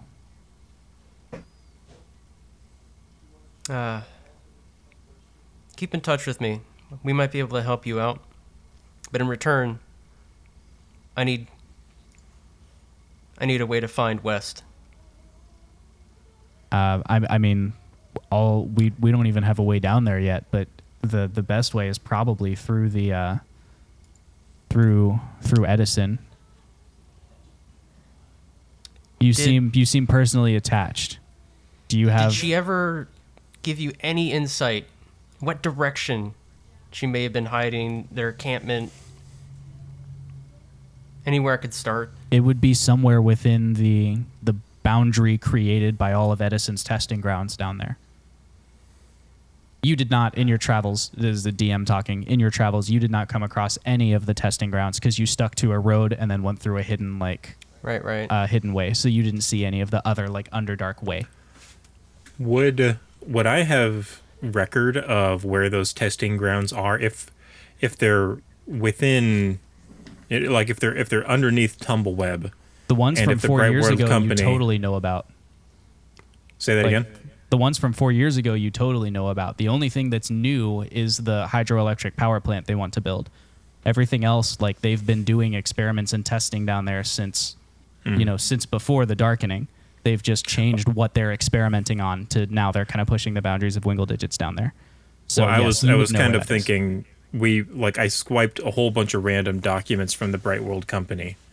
And just stuffed a bunch of scrolls in my backpack, and I didn't know if they have this whole place mapped out with their dig sites and whatnot. I wouldn't would I have any information about Edison's operations down there, because they're kind of seem like they're a competitor. Roll a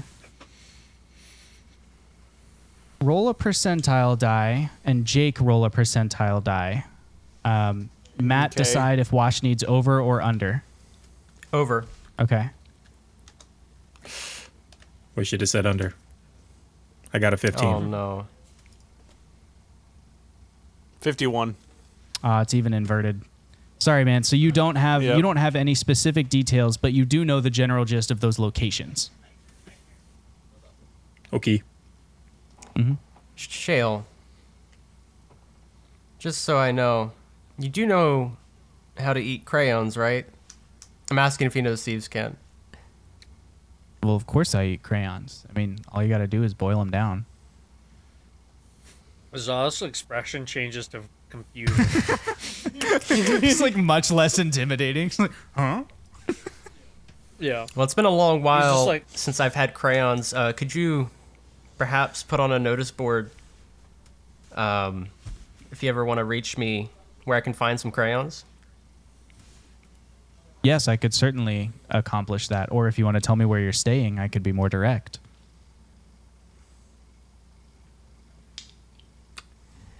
Jeb, are we going back to your place, Onions? Yeah, I think we'll eventually head back to Onions. I tell him where that tavern is. The Twilight Fox. Twilight Fox, yes. Very well. I will probably not come personally, but I've got a messenger I can send. And he kind of grins a little bit lopsided, and you see up on the, kind of crouched to pounce on the rooftop, and has probably been there the entire time you've been holding him against the wall, is his serval, claws out and teeth bared. But as he grins, it, relaxes back into, a sitting position. I'm going to go ahead and brush off the dust off his clothes. Yeah. I was going to anyway. Yeah. But yeah, just sorry about the rough housing. It's just, like I said, I recognize the method and I needed to know. Oh, it's all good. It's been a while since I had a good race. Well run. Some good exercise. The jump off the balcony, very impressive. Yeah, no, I was impressed how fast you move. That's pretty fast for your size. Well, I mean, most of my time is spent in tunnels chasing down monsters, so, Fair enough. I guess we're cool now, Fox man. Yeah, we're cool. All right. And I'm going to look to make sure didn't wander off. Yeah, again. it's still in the pot. Yeah, it's just kind of sitting there like observing. Yeah, it's just enjoying the ooh, something is happening, Mm-hmm. Well, we'll go ahead and leave you alone. You turn back to say that, but like Batman, he is gone. Mother Dang. Foxman, what was that about crayons? It's about crayons, man. Jeb, I don't believe I still him. want to help you. But I believe him, and I have good reason to. Do you want to explain? No. And on that note, tonight's Dungeons and Dragons session comes to a close. All right, pup. Did you know that every time you like one of these videos, they give me a key lime pie as a commission? Don't leave an old pal hungry now.